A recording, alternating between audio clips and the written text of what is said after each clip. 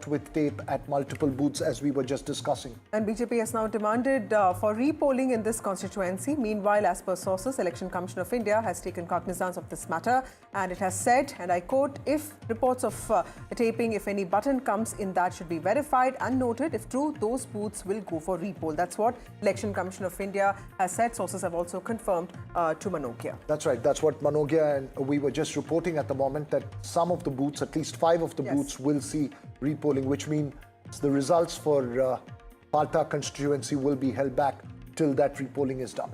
That's right.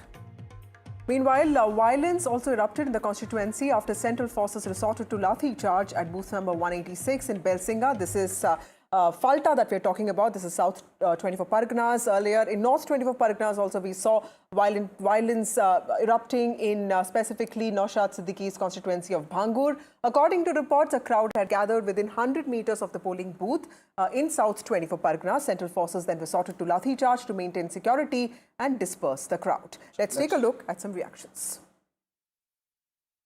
দেখুন যেখানে যেখানে টেপ পাওয়া গেছে কোথায় অ্যালিগেশন আছে ওটা আলাদা ম্যাটার আছে কিন্তু যেখান থেকে আমরা সঠিক ইনফরমেশন পেয়েছি যেখানে আমরা আমাদের এখানে দেখেছি ওয়েবকাস্টিংয়ে দেখেছি যেখানে জেলা শাসক ওয়েবকাস্টিংয়ে দেখেছেন যেখানে ফিল্ড থেকে রিপোর্ট আসছে যেখানে অবজারভার রিপোর্ট আসবে ওখানে আপনার আমাদের জিরো টলারেন্স আছে আমরা আগাম বললাম আর এখন যেটা আছে এসব জায়গা যেখানে পাওয়া গেছে যেখানে পাওয়া যাবে সব জায়গায় রিপোর্ট হবে এটা সংখ্যা আমার কাছে নেই এখন তো কনফার্মেশন চলছে জেলা শাসক কনফার্মেশন নিচ্ছেন রিপোর্ট তৈরি হচ্ছে যে বুথে আমাদের পাওয়া যাবে আতার পাওয়া যাবে কোনো মেশিন উপর যদি আমাদের ব্ল্যাক টেপ পাওয়া যাবে या হোয়াইট টেপ পাওয়া যাবে या এনি সাউন্ড অফ মেশিন সঙ্গে ছেড়ছাড় হবে তারপরে যেটা আছে আমাদের টলারেন্স জিরো আছে আমরা ওখানে রিপোল করাবো সব বুথে আর কোনো কনস্টিটুয়েন্সিতে বুথ অনেক বেশি হয়ে যাবে তারপরে যেটা আছে এন্টায়ার কনস্টিটুয়েন্সিতে রিপোল হতে পারে ओल्ड प्रैक्टिस वहाँ रिपोल होना चाहिए. That's right. Phase 2 of polling, as we've been mentioning, has been underway in West Bengal with Bhabanipur, the constituency where Mamata Banerjee Vasudha is facing off with Suvendu Adhikari being the point of national media focus, at least. That's right. It's the epicenter of all election activity this time. In fact, the Chief Minister was out on the streets of Bhabanipur at 8 a.m. today morning, and she, in fact, went to a lot of polling booths. She has also alleged that central forces are acting like BJP agents, and she is, remember, facing BJP's Suvendu Adhikari. Suvendu Adhikari has already voted in Nandigram, which the voting took place in Nandigram in the first phase. Last time in 2021, he defeated Mamata Banerjee from Nandigram with just 1,500 votes. But this time, he's also her rival in Bhabanipur. BJP has alleged that Suvendu Adhikari was heckled when he arrived to inspect a polling booth in Bhabanipur. Upon arrival, Adhikari was also surrounded by TMC supporters who raised slogans of Joy Bangla. Joy Bangla has become symptomatic with TMC's campaign this time, Veera, because the TMC has been focusing on Bengali Asmita vis-a-vis Hindutva that it claims is the bastion of the BJP. Right, let's listen in to these reactions because we are waiting, Vasudha, in the next couple of hours. You've got 2.5 odd hours left for polling to complete there, and Mamata Banerjee is yet to cast her vote, so we're waiting for that as well. But let's listen to these reactions. सुवेंदुदा, आप elections होते हुए कैसे देख रहे हैं, polling को कैसे देख रहे हैं अभी होते? यहाँ से निकल जाऊँगा. सुवेंदुदा, पोलिंग कैसे होते हुए देख रहे हैं, क्या प्रोग्रेस है? पोलिंग अच्छा हो रहा है? 50% हो गया. क्या एक्सपेक्टेशन है आपकी? 90%. 90%. दीदी से वोट. ममता बनर्जी कह रही हैं कि इलेक्शंस रिग्ड हो रहे हैं. फॉल्टा में भी जो हो रहा है अफेक्टेड बूथ्स को लेके, उसमें आपका क्या कहना है? ब्लॉक मत कीजिए ना, अच्छा नहीं हो रहा है. फॉल्टा में जो हो रहा है उसको लेके आपका क्या कहना है? हम लोग काम कर रहा है, कैंडिडेट देख रहा है, हम लोग जो करना है करूंगा 5 बजे के बाद. ममता बनर्जी कह रही है कि इलेक्शंस रिग्ड हो गए हैं. इसमें आपका क्या कहना है? हिंदू जाग चुका है, ममता को सफाई कर रहा है ईवीएम में. जो मुद्दे हैं जिनको बहुत बड़ा मार्जिन से हारेगा यहाँ. क्या मार्जिन, आपको क्या लगता है, क्या मार्जिन? बड़ा मार्जिन, मैं 6 बजे का बाद बताऊंगा। ओके, तो ये थे शुवेंदु अधिकारी, लीडर ऑफ ऑपोजिशन, एनडीटीवी से बात करते हुए, कहते हुए कि वे कॉन्फिडेंट है अपनी जीत को लेकर के, और फॉल्टा में भी जो डिस्क्रिपेंसीज हो रही हैं बूथ्स को लेकर के, उसको लेकर के भी उन्होंने कहा है कि इलेक्शन कमीशन ने इसका नोट लिया है और आगे इसको लेके कार्रवाई भी की जा रही है। कैमरा सहयोगी गोपाल के संग तनुष्का दत्ता, एनडीटीवी इंडिया के लिए। Right, more breaking news coming in, Vasudha, from Suvendu Adhikari. He's making allegations of attacks by quote-unquote these goons. That's Suvendu Adhikari's latest allegation in a day filled with allegations from the BJP. That's right. In fact, he has alleged that the attack took place at booth number 217. Remember, Suvendu Adhikari is the BJP candidate from Bhabanipur. He has already voted in Nandigram, so since morning he has been going through every single booth in the constituency. Suvendu Adhikari has said that Mamata Banerjee's goons are not voters, and he has also said that they're all outsiders. Now, this is very similar to what Mamata Banerjee said about Nandigram last year. She said that it was last time. She said that it was all outsiders who had been brought into Nandigram to defeat her. Now, Mr. Suvendu Adhikari is challenging, is alleging the same thing with Mamata Banerjee, saying that outsiders have been brought in to trouble him, to harass him, and they've also attacked him. That's a big allegation he has made. My colleague Tanushka joins us with more details on this. Tanushka, okay, we will be getting Tanushka in just a bit. Vasudha, just put this in perspective for me. There has been consistent allegations been made by the BJP, consistent allegations made by the TMC that the Election Commission has been acting at the behest of the BJP, and this is going to be a serious face-off battle. These allegations, does it change the ground narrative amongst voters, or does it only harden the polarization between these two parties on the ground? I think that's a very important question, Veera, and Bhabanipur is very central to that question, because in the assembly elections, or at least in the Lok Sabha elections, the BJP did get that confidence that at least in some of the wards of Bhabanipur, the BJP was ahead, which is why it feels that it has a good chance at giving a fight to Mamata Banerjee. Tanushka joins us with more details on this. Tanushka, Bhabanipur was being cultivated, nurtured as a psychological battlefield for the BJP. It just wanted to give out a symbolic message to Mamata Banerjee, also make a mark. But this is turning out to be a proper challenge. It's turning out to be a proper fight. What's going to happen there, and what is Suvendu Adhikari saying with regard to this alleged attack on him?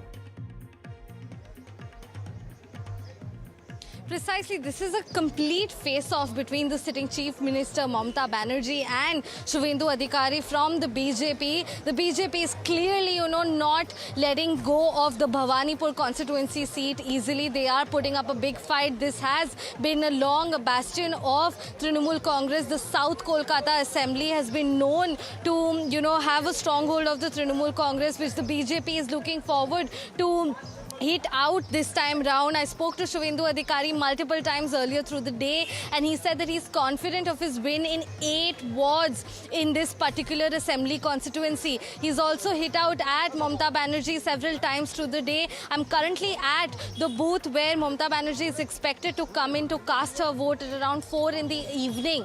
However, before this, there's been a showdown between Suvendu Adhikari and the CM as well, right at this booth. Suvendu Adhikari has been, doing these chukkers of these booths all through the day since morning, and he's also been in the middle of a flashpoint of some sort of a heckling by Trinamool Congress supporters as well at another booth at Kalighat Road, from where the Mamata Banerjee's sister-in-law, Kajori Banerjee, is the ward councillor. So, these sporadic events have been happening through the day, but as you were also mentioning, this is a psychological battle, and that shows in the way in which Mamata Banerjee, for the first time, the Chief Minister, has come out to the polling booth and has sat it out as well. We've never seen this happen. So that particular image is definitely a defining image happening through the day, that Mamata Banerjee is at poll booths and she's going around, also speaking and greeting voters, which is something Suvendu Adhikari has been doing throughout the Bhabanipur Assembly constituency.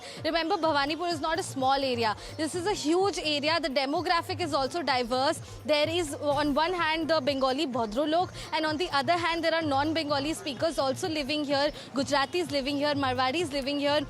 trading and merchant families also living here. So definitely a deeply contrasting sort of an area that we're looking at, where both the Trinamool Congress and the BJP are expecting to make a break in. Back to you. Right.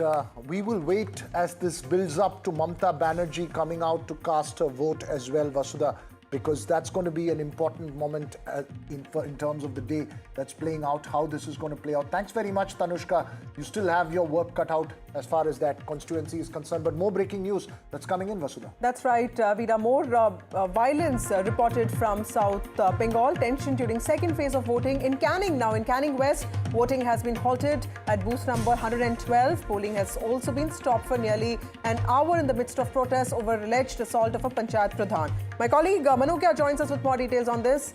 Okay, Veera, Canning is also considered an important part of South 24 Parganas, and it's also considered a bastion of the TMC. In fact, I remember So help me understand this. We were talking about FALTA, where we reported that 5 booths polling will be stopped because of that taping issue.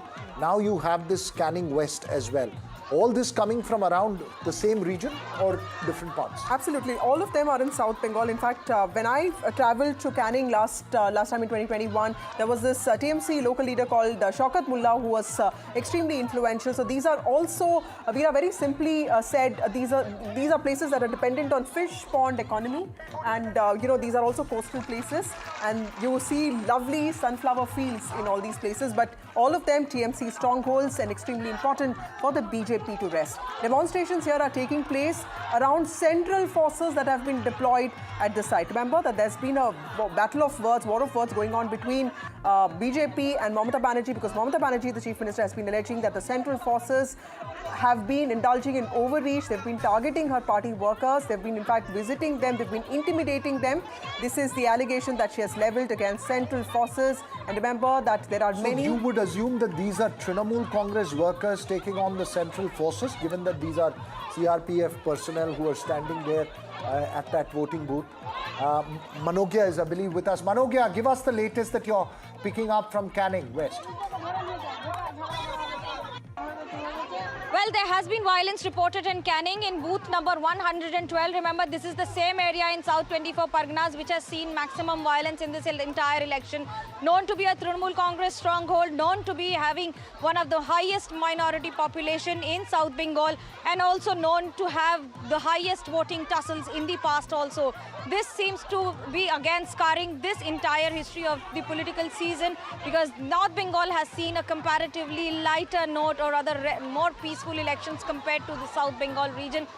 Booth number 112, and that is the same place where the polling has been stopped partially. I have to give you the details where even the Panchayat chief, the Panchayat Pradhan of this in this constituency of this village, has been allegedly beaten up by the forces as well as the people around him.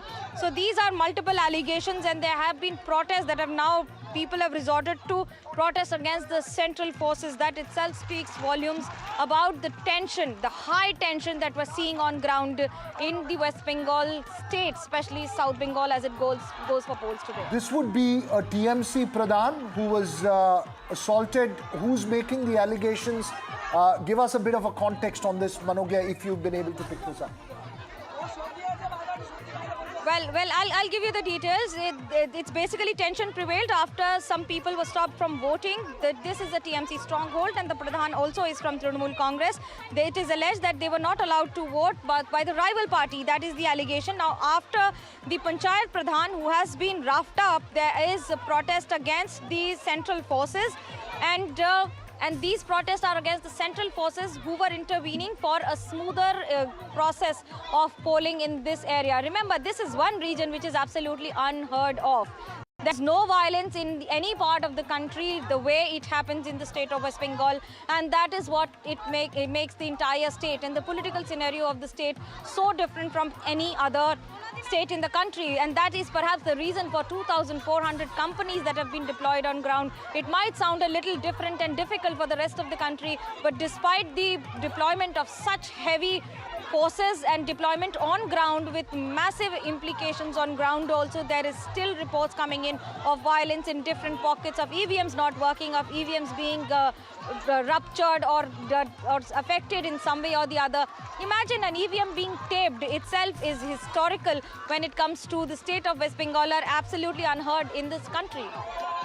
Just get it right, Vasudha. Wait, one second. Very quickly, you know, there is a model that the BJP alleges that the TMC uses, you know, local strongman. Why does Sheikh Shahjahan also come from this area? Shaukat Mullah comes from this area. And, you know, this area also reports the highest number of violence, you know, in pre-poll chapters also. And these are 33 seats of South 24 Parganas. What is the model that the TMC uses that the BJP says is extremely problematic? Well, what is problematic is not allowing the voters to vote or allow them to go to the booth. And perhaps that's the reason why it's not just about South 24 Parganas, but also multiplexes, multiple storied buildings in Kolkata where there are more than 500 booths, have polling booths inside the buildings and the complexes. Because last year, that is last election in 2021, there were reports pouring in that multiple buildings were locked up so that the voters could not go out and vote. And these are mostly voters who are not in tandem with the ruling regime.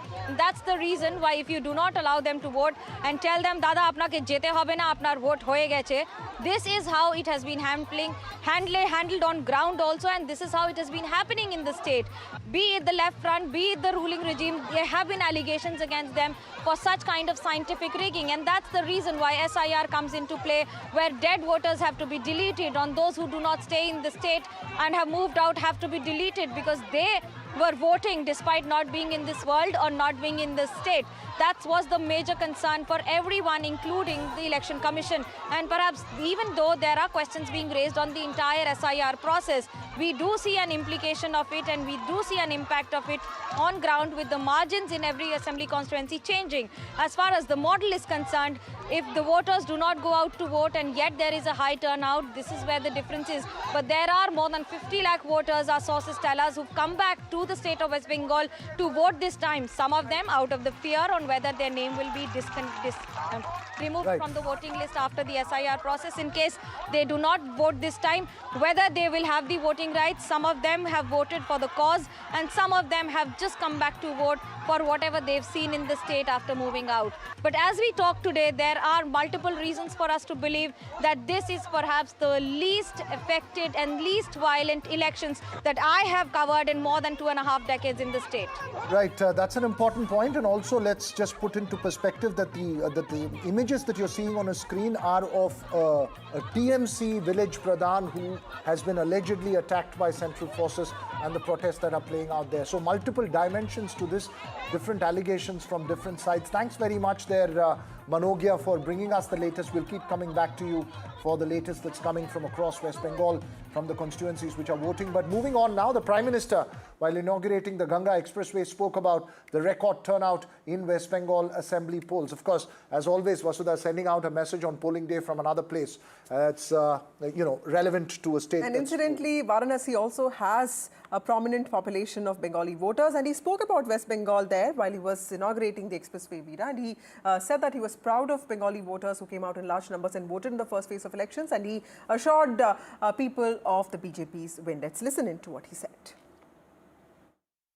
आज लोकतंत्र के उत्सव का भी एक अहम दिन है। बंगाल में इस समय दूसरे चरण का मतदान हो रहा है और जो खबरें आ रही हैं उनसे पता चलता है कि बंगाल में भारी मतदान हो रहा है। पहले चरण की तरह ही जनता वोट देने के लिए बड़ी संख्या में घरों से निकल रही है। लंबी लंबी कतारों की तस्वीरें सोशल मीडिया में छाई हुई है। पिछले 6-7 दशक में जो नहीं हुआ, जिसकी कल्पना भी मुश्किल थी, वैसे निर्भीक वातावरण में बंगाल में इस बार वोटिंग हो रहा है। लोग भय मुक्त होकर वोट दे रहे हैं। ये देश के संविधान और देश के मजबूत होते लोकतंत्र का पुण्य प्रतीक है। Right, and as we've been reporting all afternoon, there have been instances of violence which are best described as sporadic, because every report on the ground does validate that this is perhaps the least violent election that Bengal has seen in recent times, Vasudha. That's right. West Bengal Chief Minister Mamata Banerjee has alleged that BJP wants to rig elections, and hooliganism has been going on since morning. That's what she has said. Meanwhile, clutter and chaos broke out in the Bali Assembly constituency. It's in Howrah after an EVM malfunction disrupted voting at a polling booth in this district. Central security forces deployed at the booth detained 2 individuals. BJP, meanwhile, has accused the TMC of vandalizing BJP candidate Bikash Sardar's vehicle in Basanti in South 24 Parganas. Well, a scuffle also broke out between the ISF and Trinamool supporters in Hooghly, right in front of the polling booth. Those pictures that you're seeing there on that screens, on your screens of that scuffle, according to the ISF, their polling form was forged and a Trinamool agent was illegally placed in the booth. Also, tension flared in Nadia district's Chapra Assembly constituency, where an alleged attack has left a BJP polling agent injured, Vasudha. The BJP has now accused workers of the Trinamool of carrying out the assault that happened at Nadia and also in the Chapra Assembly constituency, which is, of course, also in South Bengal. देखिए कैसे हमारा worker को पिटा है रात में। Officer in charge Vijayganj police station Bhangor. एक या गुंडाराज चल रहे, देश को बेच दिया। ऐसे वोट कभी होता है? ऐसे कभी वोट नहीं होता है। Intention is very clear that BJP wants that forcefully to rig the election. But our workers and people are ready to die, but they will not leave the place. क्या हुआ था हादसा? आज सुबह में बूथ में जाएगा, एजेंट है, बीजेपी एजेंट है। এবার আমরা যখন এজেন্ট দিতে যাচ্ছি তখন তৃণমূলের দলবল, তৃণমূলের গুন্ডা বাহিনী মফিদুলের নেতৃত্বে ওরা আমাদের অ্যাটাক করে। হাতে পিস্তল, বোম, গুলি নিয়ে আমাদের ছোটে, হাতে রডের বাড়ি মারে আমাকে, হাতে লাঠি ছিল। আমরা 5 জন যাচ্ছিলাম, আমি বিজেপির এজেন্ট এবং আরও 4 জন আইএসএফের এজেন্ট ছিল। আমরা আবার ভোটের পর দেখে নেব, মেরে ফেলবো, গ্রাম ছাড়া করবো, হ্যাঁ এলাকা ছাড়া করবো, এরকম হুমকি। এই হায়নার দলকে উচিত শিক্ষা দিন। আমি বিকাশ আমাকে আজকে মেরেছে, আজকে মেরে দেওয়ার চেষ্টা করেছে। 4 তারিখে প্রত্যেকটি মানুষকে বলবো, এই হায়নার দল, এই রাজাগাজী তার টিম আজকে আমাকে মেরে দেওয়ার চেষ্টা করেছে বুথ কেন্দ্রের মধ্যে। আজকে আমার ভাঙচুর করেছে, গাড়ি। কারা ভাঙচুর করলো? রাজাগাজীর নেতৃত্বে 200 থেকে 250 জন একটা মব, 200 থেকে 250 একটা মব ভিডিও দিয়েছি। কি ভয়ঙ্কর খেলা। ऐसे कुछ नहीं है, बस ये तो छोटा बात है। दूसरा कोई पार्टी का बंदा आ गया बोल के ये लोग थोड़ा सा दौड़ भाग के थोड़ा हंगामा मचाया, बाकी तो उनको डिस्पोज कर दिया। बाकी कोई ना ऐसे कोई बोल रहे थे ऐसे क्या आइडेंटिटी कार्ड लेके आया, फेक आइडेंटिटी कार्ड लेके आया करके उसको पकड़ लिया। उसी समय हो गया वो कार्रवाई वगैरह, कोई टेंशन नहीं हुआ, बाकी सब ठीक ठाक। Well, that's the one side of the story. The other side is, of course, perhaps the more glamorous side of election day, Vasudha. It's about celebrities coming out and voting, and Bengal's got enough and more of them. Of course, starting with the icon for Bengali cricket at the moment, former Indian cricket team captain Sourav Ganguly cast his vote earlier in the day.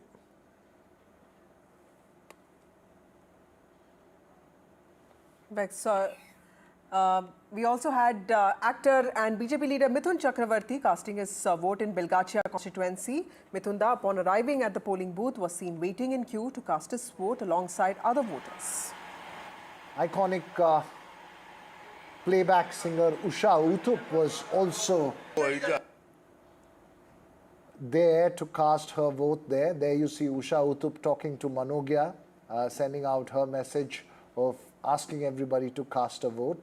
She said her vote was for peace and prosperity in Kolkata.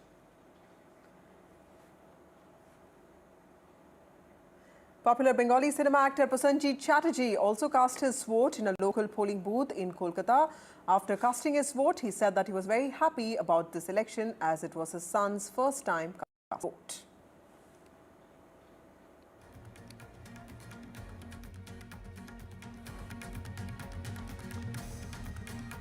Right, shifting focus from West Bengal to a bit of breaking news coming in from Tamil Nadu. Vasudha TVK leaders meet Election Commission of India CEO Archana Patnaik urging for fair counting. Well, you can hear of fair polling, but they've urged for fair counting. Vasudha, I wonder what their exact demands are. In fact, this comes on a day when Vijay is in Shirdi and he has just visited the Shirdi Sai Baba temple just a day after he went to Tiruchendur for a darshan of the Subramaniam Swami temple. TVK has urged the CEO to ensure enhanced security arrangements for counting centres. My colleague Vijay Gopal joins us with more details on this. Vijay Gopal, the last time TVK approached the ECI was to ask for better transport facilities because they said that a large number of TVK supporters are waiting at bus stops in Tamil Nadu and that public transport had failed them. Now they're asking for proper security arrangements for the ballot boxes, for the EVMs. What really is happening there?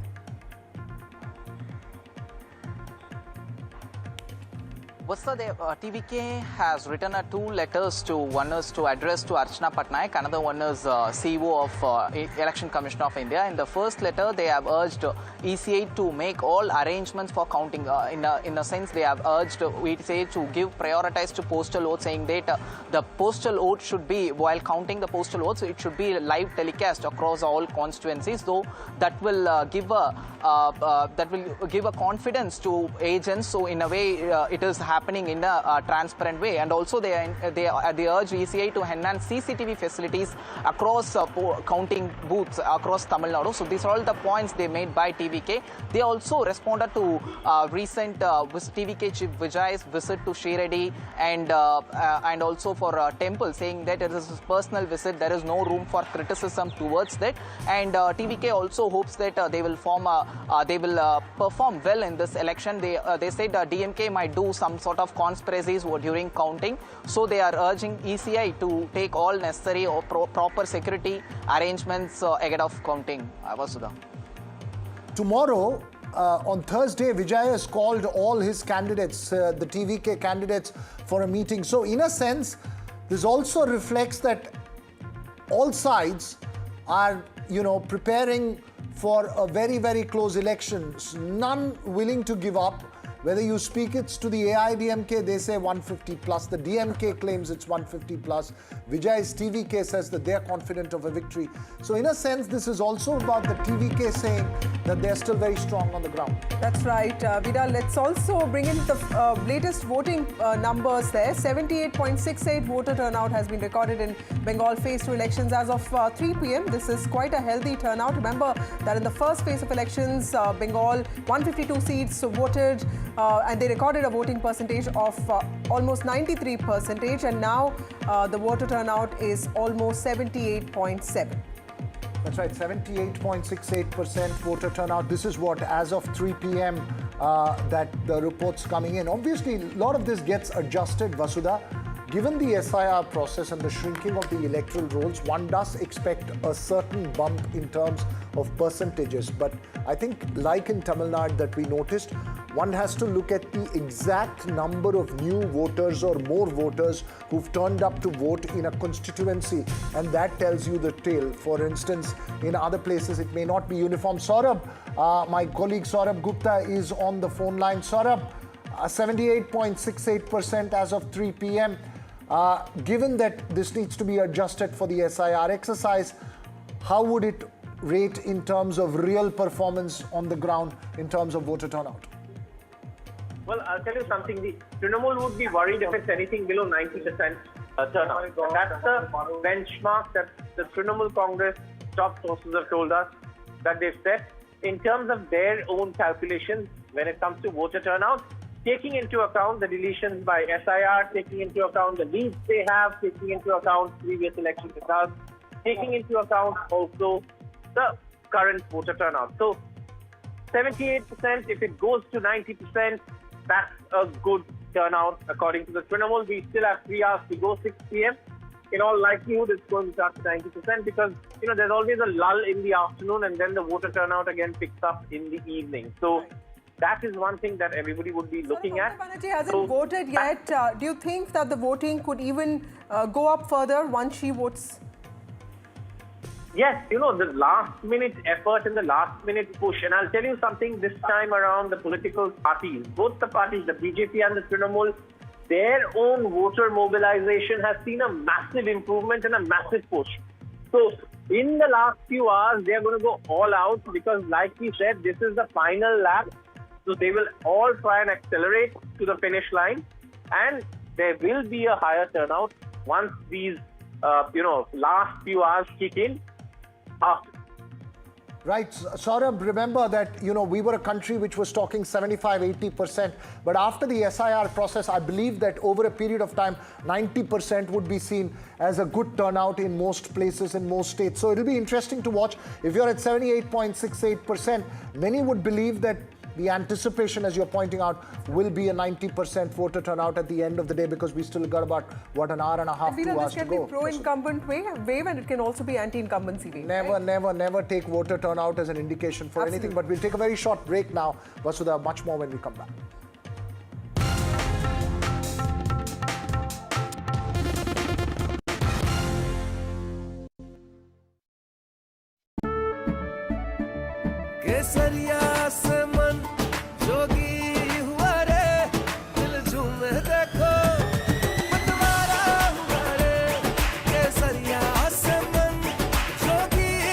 हर पल मनाओ केसरी त्योहार।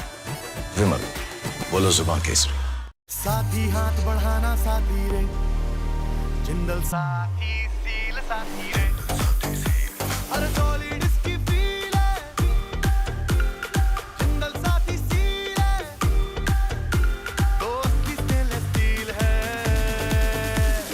Quality में दम है साथी रे, business करेगा grow साथी रे, टाइमलेस इसका लुक है साथी रे, और जिंदल साथी सील साथी रे।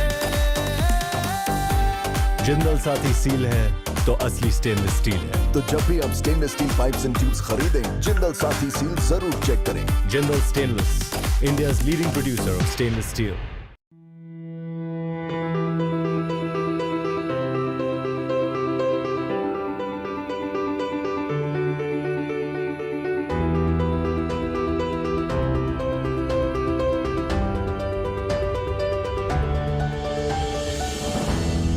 शिक्षा और अनुसंधान। And there has been a showdown between him and the policeman from Uttar Pradesh, Ajaypal Sharma, and of course that showdown has led to a Pushpa versus Singham battle, with Singham being the cop and of course Pushpa being Jahangir Khan's response to the warning from the police officer. But this showdown has continued well into voting day as well. Voting day seeing this allegation from the BJP. In fact, I'm at the Diamond Harbour office of the Trinamool National General Secretary Abhishek Banerjee, and there of course he's of course monitoring all the developments on behalf of the Trinamool Congress from this office. But there has been reports of some amount of sporadic violence from different parts of the district as well, including places like Bhoj, etc. as well. All right, Saurabh, do stay with me. We have some breaking news coming in. This is from Bhabanipur, where high drama was witnessed in that constituency. TMC workers heckled Suvendu Adhikari is what we're hearing. TMC workers were chanting, and I'm going to quote that chant here: "We want Didi." There was lathi charge in the high-stakes Bhabanipur area. This is where Mamata Banerjee is pitted against Suvendu Adhikari in Bhabanipur. Well, this is a matter of huge concern because there have always been concerns about violence in this phase of the elections. Violence has been almost synonymous, tragically, with elections in the past in Bengal. It's not out of control, but this is new breaking news coming in now in Bhabanipur, which is very much the focus of everybody in these elections. Suvendu Adhikari, the BJP boss in Bengal, versus Mamata Banerjee, the incumbent chief minister. Let's listen in to what's been said.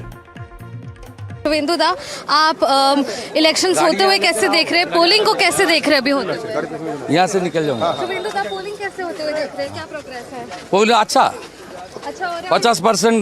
50% हो गया। क्या expectation है आपकी? 90%। दीदी से vote. Mamata Banerjee कह रही हैं कि इलेक्शंस रिग्ड हो रहे हैं। फॉल्टा में भी जो हो रहा है अफेक्टेड बूथ्स को लेके, उसमें आपका क्या कहना है? ब्लॉक मत कीजिए ना, अच्छा नहीं हो रहा है। फॉल्टा में जो हो रहा है उसको लेके आपका क्या कहना है? हम लोग काम कर रहा है, कैंडिडेट देख रहा है, हम लोग जो करना है करूंगा 5 बजे के बाद। ममता बनर्जी कह रही है कि इलेक्शंस रिग्ड हो गए हैं, इसमें आपका क्या कहना है? हिंदू जाग चुका है, ममता को सफाई कर रहा है ईवीएम में। जो मुद्दे हैं जिनको बहुत बड़ा मार्जिन से हारेगा यहाँ। क्या मार्जिन, आपको क्या लगता है? क्या मार्जिन? बड़ा मार्जिन, मैं 6 बजे का बाद बताऊंगा। ओके, तो ये थे शुवेंदु अधिकारी, लीडर ऑफ ऑपोजिशन, एनडीटीवी से बात करते हुए, कहते हुए कि वे कॉन्फिडेंट है अपनी जीत को लेकर के, और फॉल्टा में भी जो डिस्क्रिपेंसीज हो रही हैं बूथ्स को लेकर के, उसको लेकर के भी उन्होंने कहा है कि इलेक्शन कमीशन ने इसका नोट लिया है और आगे इसको लेके कार्रवाई भी की जा रही है। कैमरा सहयोगी गोपाल के संग तनुष्का दत्ता, एनडीटीवी इंडिया के लिए। Tanushka is joining us live now from Bhabanipur. This is a hot seat when it comes to phase 2 of the Bengal elections. Tanushka, heckling that was witnessed, just take us through what you've witnessed on the ground.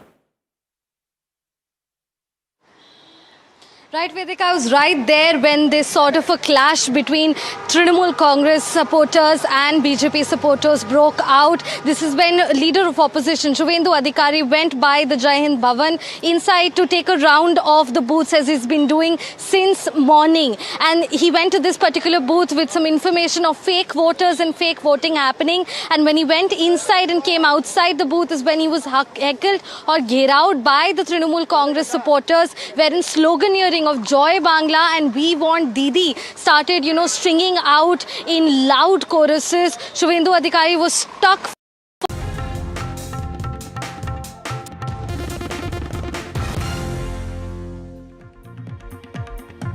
Well, there's a fresh video of polling chaos in FALTA constituency that has emerged. FALTA, remember, is in South 24 Parganas, and there have been disruptions with TMC supporters creating chaos, and they've been complaining that they're not being allowed to vote. And this is after BJP leaders allege that TMC has been stalling voting by BJP supporters by taping the lotus symbol.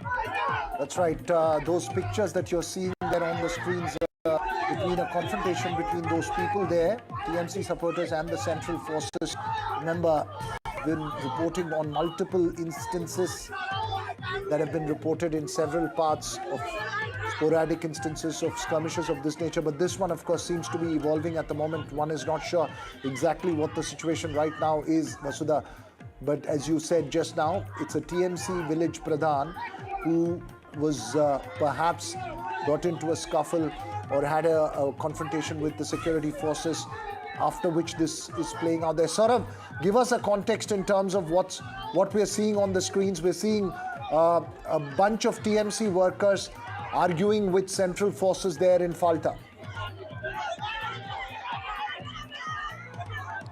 Yes, this seems to have emerged from a disagreement over an agent or a positioning of an agent.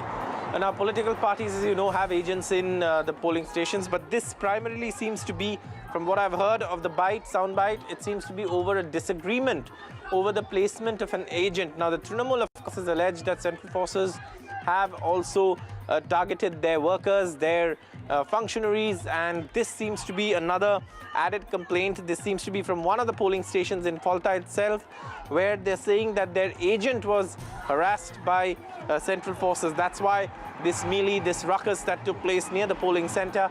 And this, of course, is the latest in terms of what we've seen throughout the day in terms of allegations from the Trinamool Congress, which has alleged that central forces have been acting at the behest of the BJP and targeting Trinamool workers. But at this point, though, there is, of course, this considerable, ruckus that we see in these pictures that has taken place in a polling station in FALTA. FALTA, as you know, is, of course, a place where Jahangir Khan is contesting, and that has become a showdown between the Trinamool Congress and, of course, the cop from Uttar Pradesh, who's also, Right.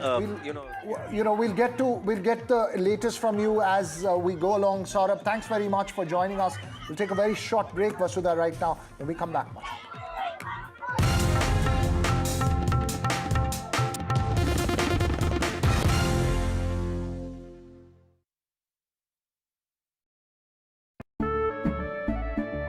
केसरिया से मन जोगी हुआ रे दिल झूमे देखो मतवारा हुआ रे केसरिया से मन जोगी हुआ हर पल मनाओ केसरी त्योहार विमल बोलो जुबान केसरी। जिंदल साथी सील है तो असली स्टेनलेस स्टील है। तो जब भी आप stainless steel pipes and tubes खरीदें, जिंदल साथी सील जरूर चेक करें। Jindal stainless, India's leading producer of stainless steel. And there has been a showdown between him and the policeman from Uttar Pradesh, Ajaypal Sharma, and of course that showdown has led to a Pushpa versus Singham battle, with Singham being the cop and of course Pushpa being Jahangir Khan's response to the warning from the police officer. But this showdown has continued well into voting day as well. Voting day seeing this allegation from the BJP. In fact, I'm at the Diamond Harbour office of the Trinamool National General Secretary Abhishek Banerjee, and there, of course, he's of course monitoring all the developments on behalf of the Trinamool Congress from this office. But there has been reports of some amount of sporadic violence from different parts of the district as well, including places like Bhoj, etc. as well. All right, Saurabh, do stay with me. We have some breaking news coming in. This is from Bhabanipur, where high drama was witnessed in that constituency. TMC workers heckled Suvendu Adhikari is what we're hearing. TMC workers were chanting, and I'm going to quote that chant here: "We want Didi." There was lathi charge in the high-stakes Bhabanipur area. This is where Mamata Banerjee is pitted against Suvendu Adhikari in Bhabanipur. Well, this is a matter of huge concern because there have always been concerns about violence in this phase of the elections. Violence has been almost synonymous, tragically, with elections in the past in Bengal. It's not out of control, but this is new breaking news coming in now in Bhabanipur, which is very much the focus of everybody in these elections. Suvendu Adhikari, the BJP boss in Bengal, versus Mamata Banerjee, the incumbent chief minister. Let's listen in to what's been said.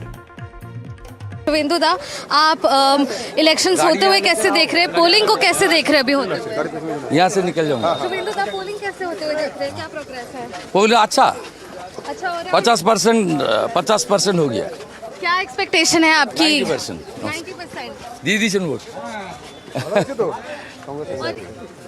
Mamata Banerjee कह रही हैं कि elections rigged हो रहे हैं। फॉल्टा में भी जो हो रहा है अफेक्टेड बूथ्स को लेके, उसमें आपका क्या कहना है? ब्लॉक मत कीजिए ना, अच्छा नहीं हो रहा है।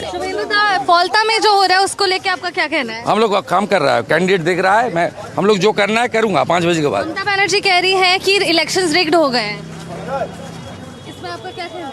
हिंदू जाग चुका है, ममता को सफाई कर रहा है ईवीएम में।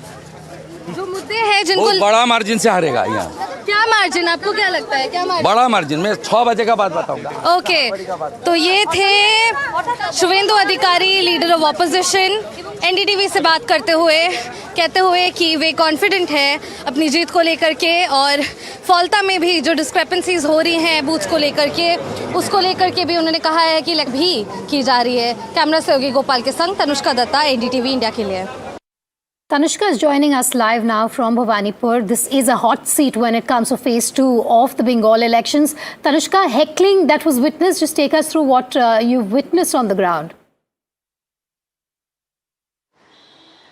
Right, Vedika, I was right there when this sort of a clash between Trinamool Congress supporters and BJP supporters broke out. This is when leader of opposition, Suvendu Adhikari, went by the Jai Hind Bhavan inside to take a round of the booths as he's been doing since morning. And he went to this particular booth with some information of fake voters and fake voting happening. And when he went inside and came outside the booth is when he was heckled or gherawed by the Trinamool Congress supporters, wherein sloganeering of Joy Bangla and We Want Didi started, stringing out in loud choruses. Suvendu Adhikari was stuck for a good while in between these supporters. This is when BJP supporters also came in with sloganeerings of Jai Shri Ram and Poltanor Dorkar, which means change is needed.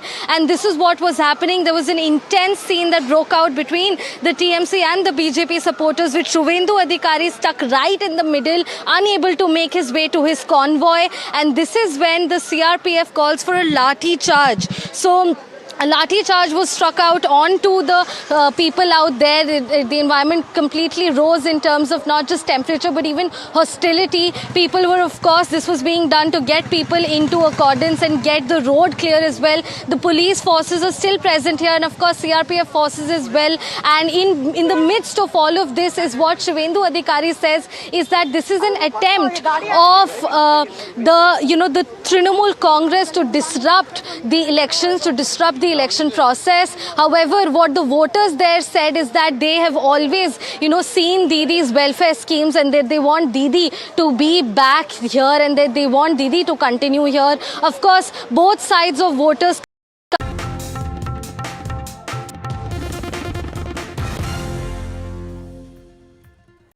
Welcome back. Just days ahead of results in Tamil Nadu elections, TK Chief Vijay has been on a temple run. In fact, we saw him visit the Tiruchendur Murugan Swami temple yesterday, and today he was at the Sai Baba temple in Maharashtra and Shirdi, and he has, this is his second temple visit in 3 days. That's right. In election season, faith and spirituality too will be seen from a political lens. So multiple speculations, though it's believed to be just a matter of faith according to most people who are close to Vijay and have been observing Vasudha. That's right. He's also going to meet all his candidates in Chennai tomorrow is what we understand, Veera. It's also a sign that he's prepared for the rough and tumble of Tamil Nadu politics. He looks at his future with a lot of seriousness as the sign that he's wanting to send out. Well, the one-time politicians pray for is after voting, before results. But we'll pray for the pollsters to get it right today. Starting 5 p.m. on. Do stay tuned for all the exit poll action right here on NDTV. Thanks very much for watching.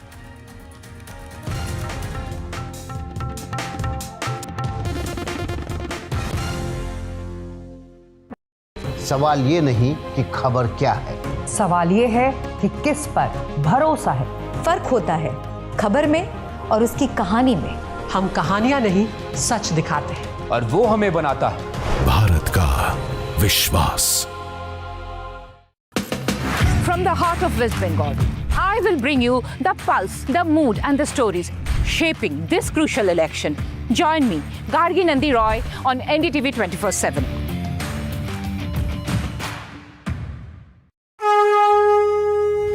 The battle lines for the Bengal elections have been drawn. The targets have been set. Words have been spoken. The narrative has been set. Alliances have been forged. The race to the top has begun. One network brings you all the action to the finish line. Battleground Bengal on the NDTV network. Prime Minister Modi, President Trump have had an opportunity of speaking to each other. President keeps the Prime Minister updated regularly. President gave him an update on what is happening in the Middle East, along with some of the big ticket items that we have happening in Washington between the United States and India. And you see President Trump coming to India soon? I will tell you this, that Secretary Rubio will be here next month. You potentially see India having a role in the peace process? The United States would welcome their involvement as they have welcomed many other countries.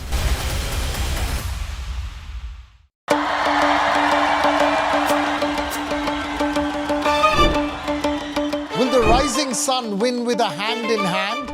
Will the two leaves and lotus bloom? Who will whistle to success in Tamil Nadu? To understand the Tamil Nadu twist, Join me in the midst of our politics and people. Vanakkam, Tamil Nadu. Here we come.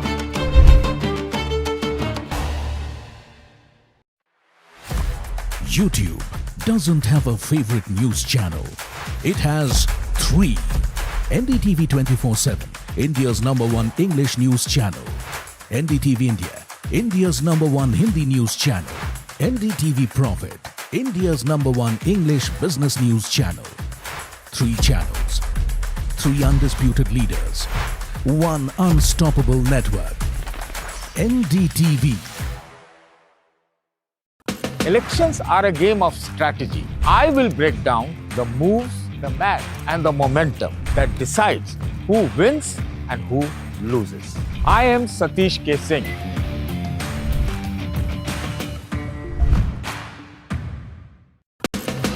For 4 decades, I've had a ringside view of national politics and the political economy.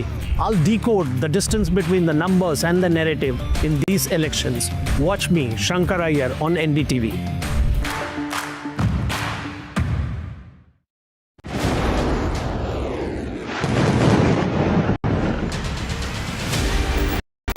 We are in Dimona, sirens are going on. Alarm for a missile has sounded on. Beirut शहर में यहाँ अभी बमबारी हुई, काफी panic है। जैसे आप देख सकते हैं यहाँ एम्बुलेंसेस जा रहे हैं, देख लीजिए। We are in a neighborhood there in Tel Aviv and rushing into a shelter. This is immediately after the strikes.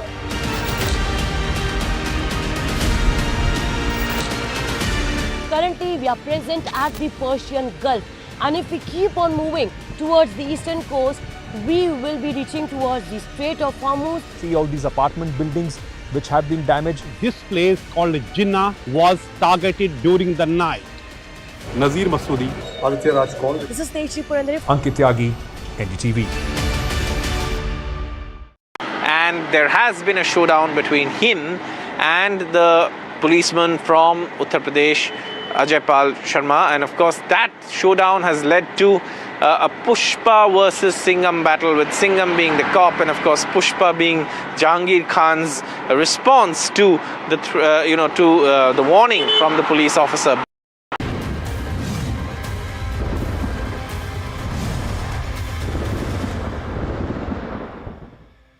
Intention is very clear that BJP wants that forcefully to rig the election. परिवर्तन होगा, refugee नहीं होगा, होना चाहता है तो voting कीजिए, नहीं तो रिफ्यूजी बन जाएगा। Our workers and people are ready to die. BJP के लिए कोई डुएट था नहीं। 70-75 साल से राजनीति कर रहे हैं। The ballots open and the results are out. You will see that Trinamool Congress will come back with a bigger and better majority. A very good evening, viewers. All eyes now on the second phase of Bengal voting, which is underway. An hour to go when the voting comes to an end, and that is when we'll get you the big exit polls number. Battleground Bengal continues to be our top story. I'm Gauri Dwivedi.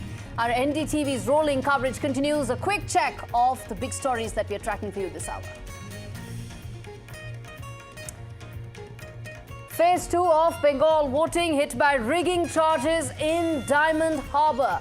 BJP claims Lotus option blocked with tape in booths in Abhishek Banerjee's bastion. Suvendu Adhikari briefs Home Minister Amit Shah, demands repolling. 61.1% turnout till 1 p.m. Chief Minister Mamata Banerjee's big claim, says central forces working at the behest of BJP in Bengal, claims TMC workers being targeted. She even calls it terrorism. BJP hits out, says Saffron Party set to win big in Bengal. Violence mars phase 2 polling in battleground Bengal. Clashes reported as polling turns tense across multiple booths. BJP agents claim attacks by TMC goons in Nadia district. EVM glitch sparks clashes even as ISF and TMC workers also clash in Hooghly. TVK Chief Vijay visits Shirdi Temple in Maharashtra, offers prayers ahead of the crucial 4th of May result. This is Vijay's second temple visit in 2 days.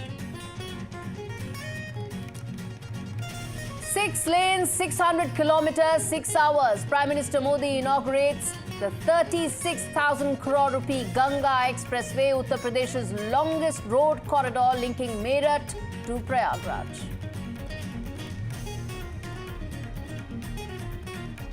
Five election battlegrounds. Stay tuned for the exit poll night of the year with NDTV's exit polls with India's most tracked election team. Widest, sharpest exit polls that start from 5 p.m. onwards.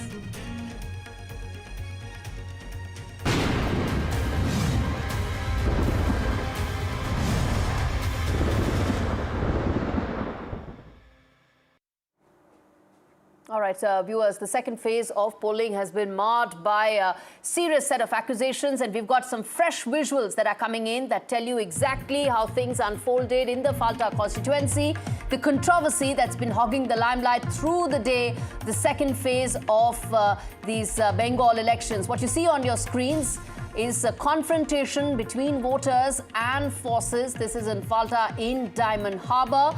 And I'm going to try and get my colleague Saurabh Gupta live on this as well. These are fresh visuals essentially telling the kind of chaos that unfolded in FALTA through the day. Saurabh, these visuals put some of this in context for us. This is exactly what we've been talking about that happened in FALTA through the course of this broadcast through the entire day.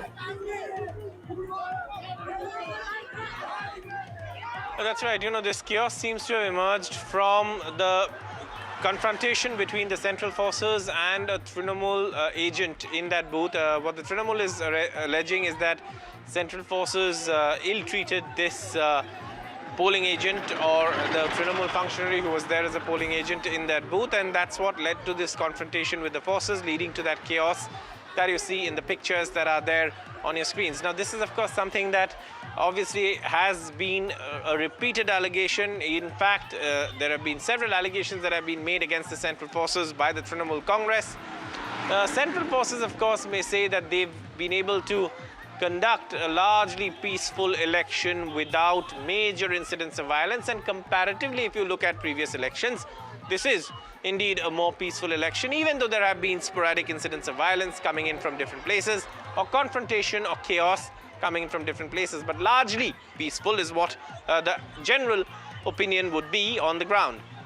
Now, this particular confrontation, again, like I said, is is one in a series of such confrontations that have taken place.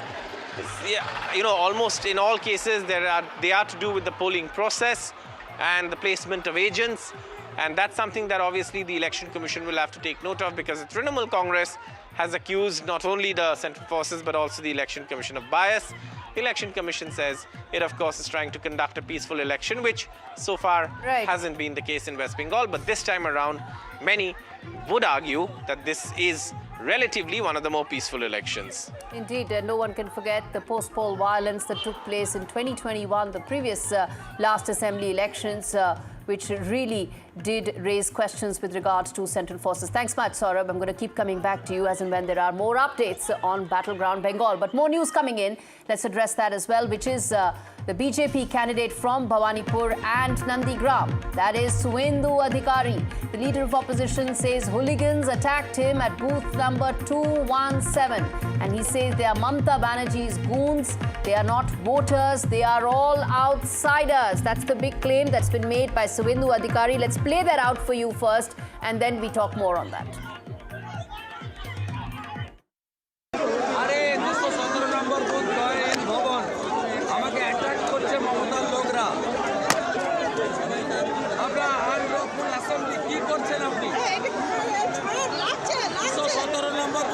যতক্ষণ না আপনি আসছেন আমি যাচ্ছি না।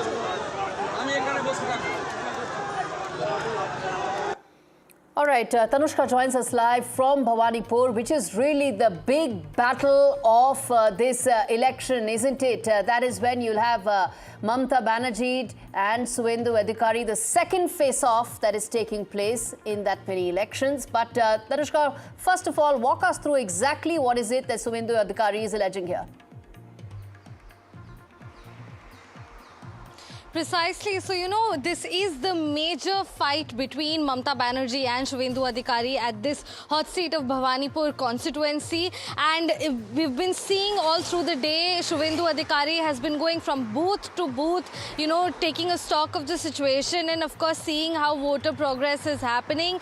And similarly, Mamata Banerjee as well, this is the first time that the Chief Minister has come out and sat herself down at a polling booth. So this, you know, is quite a defining image in this particular. It's coming in of Mamata Banerjee, who is set to cast her vote in Bhabanipur, the constituency, the battleground that we've been talking about, which is essentially what this election is now coming back to, the rematch that is turning this into a really high stakes election in Bengal. That is live visuals of Mamata Banerjee set to cast her vote from Bhabanipur. This is one of the most keenly watched contests in Bengal. Mamata Banerjee faces her former aide, Suvendu Adhikari, and this is a significant political rematch that is taking place, carries far more political weight than it did in 2021. Mamata Banerjee coming in just an hour to go before polling comes to an end. She's stepped out to cast her vote in Bhabanipur, an extremely important constituency, has diverse population. And let's get in Shreyasi for us as well. And let's keep these visuals on air. Let's get in Shreyasi also for more on this. Shreyasi, this is essentially the most keenly watched battle of this entire election.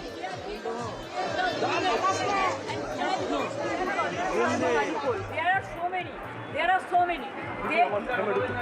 Number one, they are going for democracy.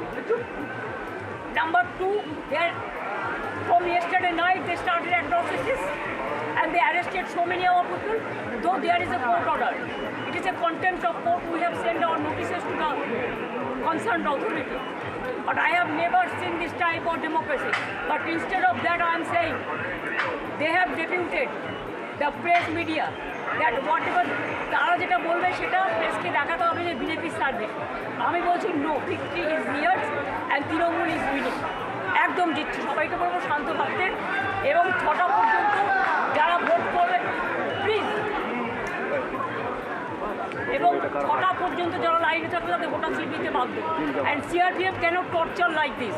See, no state police is there. None of the booths are state police. None of the booths. All they have captured. All they have captured. Is it their duty? They should secure the border. Instead of secure the border, they are securing one political party.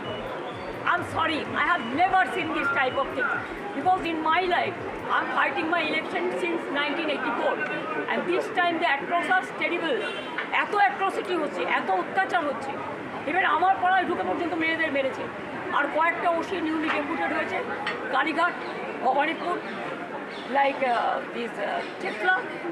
কি যে করছে আর কি যে না করছে আপনারা কল্পনা করতে পারেন। ম্যাডাম, ছোট্ট শিশুদেরও গায়ে হাত দিয়েছে, বাচ্চাদের মেরেছে, মেয়েদের মেরেছে, ছেলেদের পিটিয়েছে, এজেন্টদের বের করিয়েছে।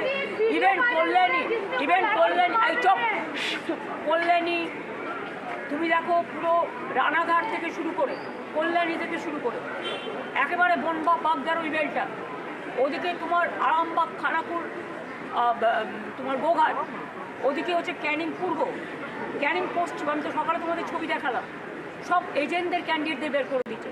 Is it the free and fair election? Will you take it up legally? It is already there. Thank you. So there you heard the Chief Minister speaking to NDTV exclusively before going inside the polling booth. She said that there have been intimidation. She alleged there has been intimidation by the central security that has been deployed here in the polling booths. She says that no state police is present in any of the polling booths. which is usually the norm, but this time, of course, you can see the kind of central security measure that has been placed by the Election Commission, keeping the law and order situation in mind. And she has made some very serious allegations against the Election Commission specifically, and alleging that this is not a free and fair election. So you heard the Chief Minister of West Bengal speak to NDTV, alleging ill practices in this election, saying that the women are being targeted. There was a lathi charge incident that was reported in Bhabanipur. Now the Chief Minister is polling at 4 p.m. Why so late? Everyone we see in the country, the top leaders usually polling in the first half of the day, but Chief Minister Mamata Banerjee has been traditionally voting between 3 p.m. and 4 p.m. every election. That's because she sits at her residence, which is also the Trinamool's registered party office, and she keeps a watch in every constituency that is voting.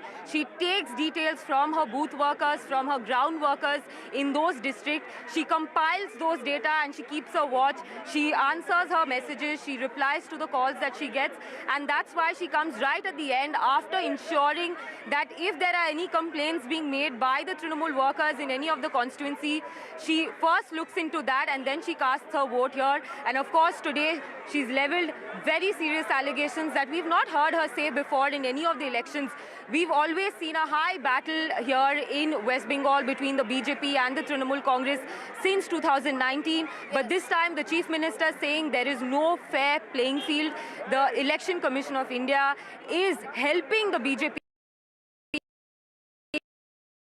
that this entire process is not free and fair, and she has those reports with her, and now she's gone in to cast her ballot at the Bhabanipur school. But you can see the kind of security. So there is Chief Minister security, there's Kolkata police, there's RAF from the Kolkata police, there's Winners, which is a special women wing of the Kolkata police, and there is of course the central force that has been deployed, and additional personnel have been brought in just before Mamata Banerjee's arrival. The roads were barricaded, which are being extended further so that the vehicles can move past till the time the Chief Minister casts her ballot. But of course, this is a high-profile battle here in West Bengal this time. It's a high-stake political battle between the BJP and the Trinamool Congress, and the Chief Minister making these allegations exclusively on NDTV. She spoke to us right before entering the polling booth, and she was extremely upset at the way the election is being conducted. Of course, she said that she has been fighting polls since 1984, but she's never seen an election being conducted in this manner. And right now, of course, the security arrangements are being stepped up as she's expected to come out and speak once more. But we got you that exclusive chat from the Chief Minister answering each and every question NDTV has asked. And yeah, so this is the situation in Bhabanipur, where her former prodigy Suvendu Adhikari has brought this electoral battle to the Trinamool Congress bastion. Just come this side. Trinamool Congress just cast her vote. And sorry, I just need to move into for the security purpose. Okay, we're going to come back with Shreyasi. She stays with us live. The pictures that you see on your screens right now is Mamata Banerjee, who's just cast her vote in Bhabanipur. And as Shreyasi was saying, there's a reason why Mamata Banerjee goes towards the fag end of the voting time with just an hour left. Because she's waiting for all feedback to come in from her cadre and supporters. And before entering the booth, Mamata Banerjee made some very serious allegations against central forces that have been deployed. She's made serious allegations against the Election Commission. And then she's also said that instead of securing borders, the central forces are securing the TMC, essentially saying that not allowing this to be a free and fair election. That's the big allegation from Mamata Banerjee. She's just cast her vote in Bhabanipur, where there's a rematch of 2021 taking place with a face-off with Suvendu Adhikari. But this isn't 2021. The political weight this time is much more. I'm going to get in Shreyasi in just a bit.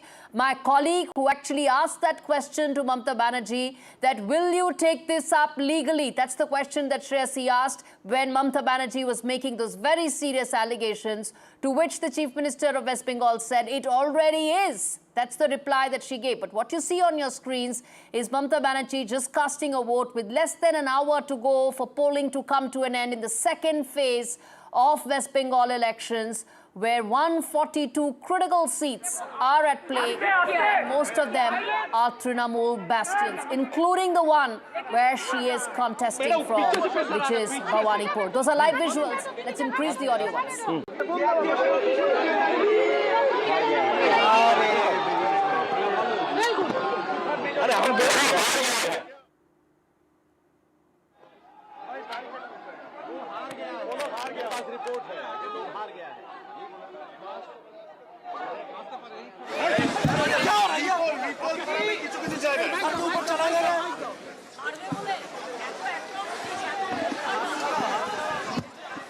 All right, Shreyasi is back with us. We're talking about the serious set of allegations that Mamata Banerjee has leveled just before she went inside to cast her vote. She said Trinamool will be winning this election, even as she says this is not a fair and free election, and made some very serious allegations. But Shreyasi, those allegations is what TMC have been making. We heard Abhishek Banerjee also making similar allegations.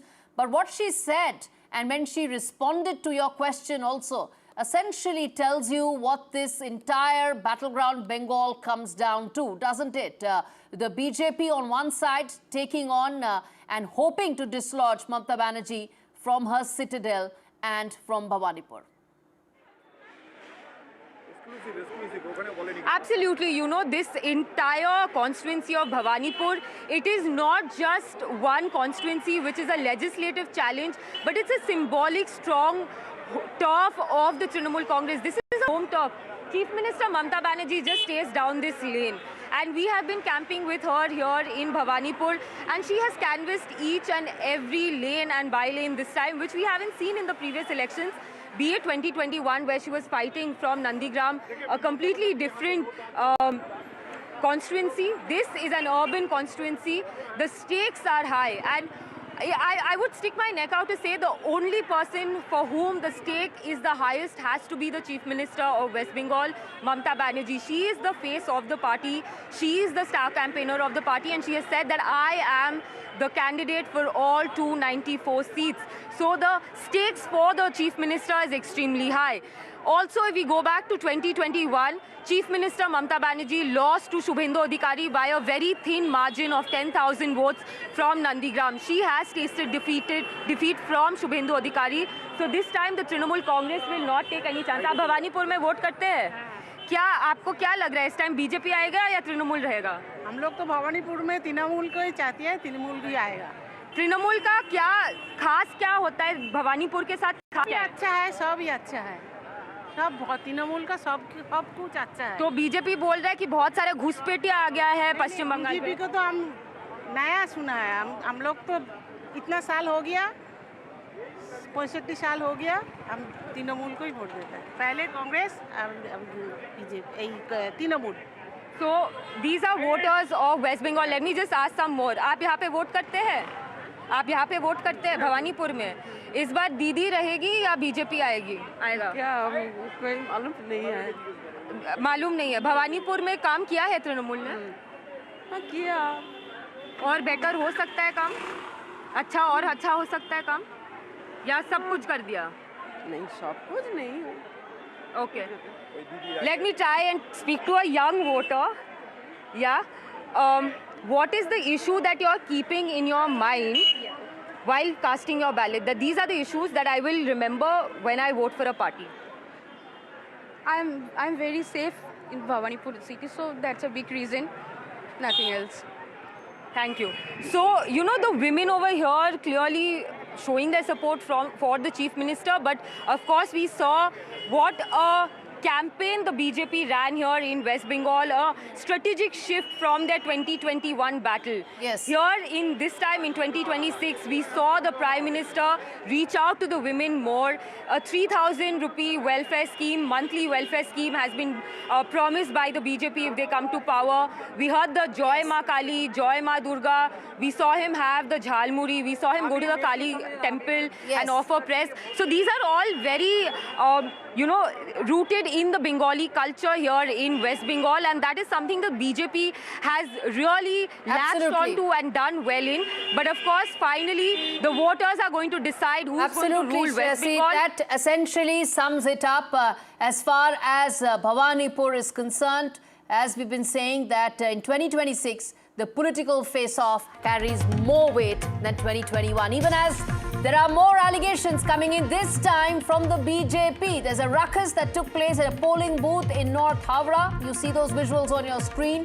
Tensions flared at this particular booth 144 in Nandi Bagan amid allegations of false voting. This has come in from the BJP, which has raised these allegations. The candidate from the BJP for the North Howrah Assembly constituency, that is Umesh Roy, rushed to the spot, confronted the presiding officer, accused the ruling party of vote rigging. So you can see, viewers, there are allegations of this not being a free and fair election coming in from both sides.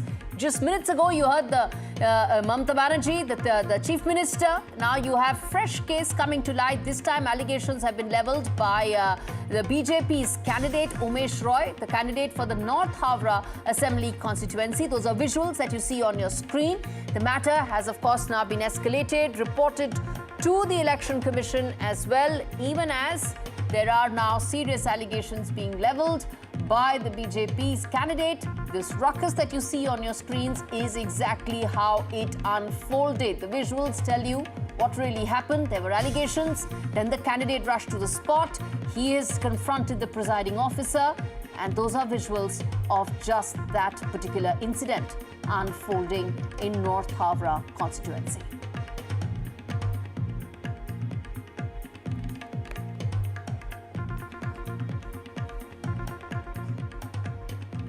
All right, on that note, viewers, a quick break. We return with more stories on the other side. Stay with us.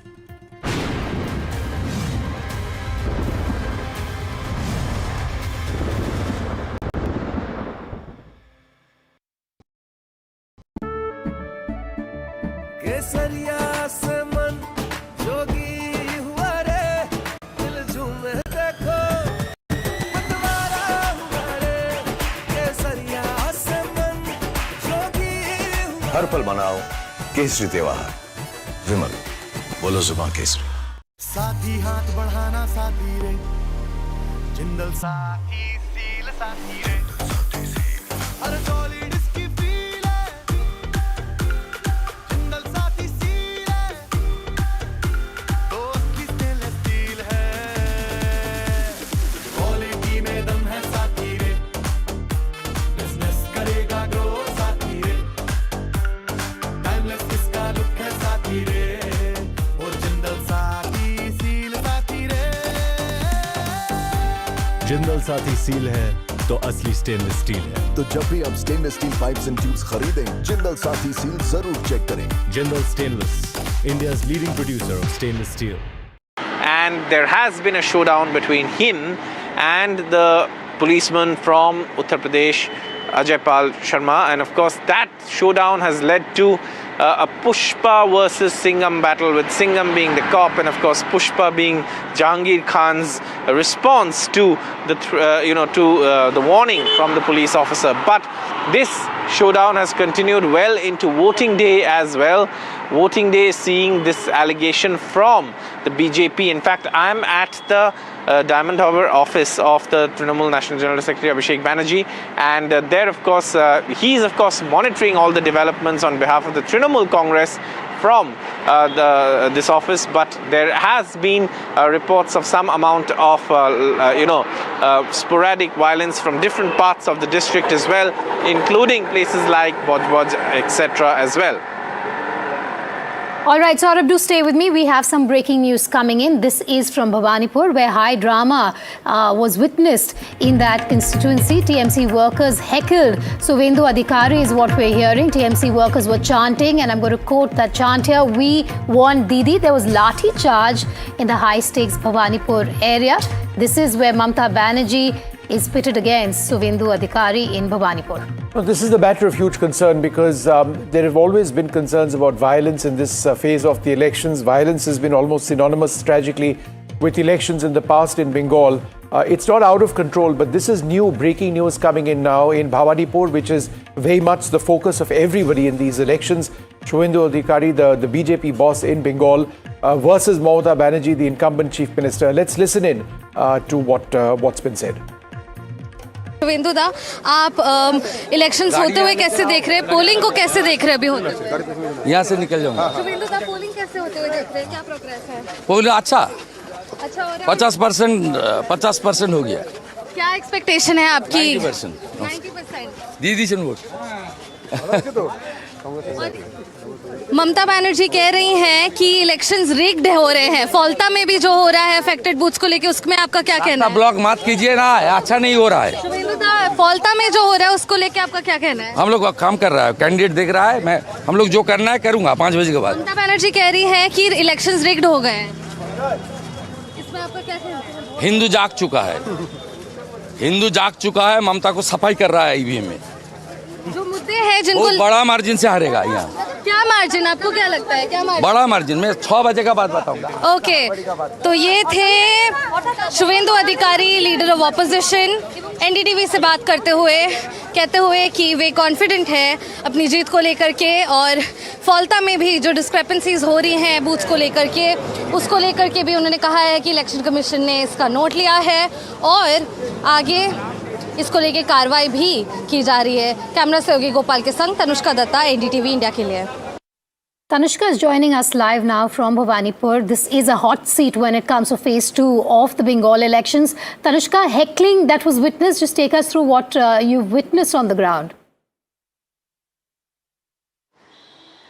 Right, Vedika, I was right there when this sort of a clash between Trinamool Congress supporters and BJP supporters broke out. This is when leader of opposition, Suvendu Adhikari, went by the Jai Hind Bhavan inside to take a round of the booths, as he's been doing since morning. And he went to this particular booth with some information of fake voters and fake voting happening. And when he went inside and came outside the booth is when he was heckled or gherawed by the Trinamool Congress supporters, wherein sloganeering of Joy Bangla and We Want Didi started, stringing out in loud choruses. Suvendu Adhikari was stuck for a good while in between these supporters. This is when BJP supporters also came in with sloganeerings of Jai Shri Ram and Poltanor Dorkar, which means change is needed. And this is what was happening. There was an intense scene that broke out between the TMC and the BJP supporters, with Suvendu Adhikari stuck right in the middle, unable to make his way to his convoy. And this is when the CRPF calls for a lathi charge. So a lathi charge was struck out onto the people out there. The environment completely rose in terms of not just temperature but even hostility. People were, of course, this was being done to get people into accordance and get the road clear as well. The police forces are still present here, and of course CRPF forces as well. And in the midst of all of this is what Suvendu Adhikari says is that this is an attempt.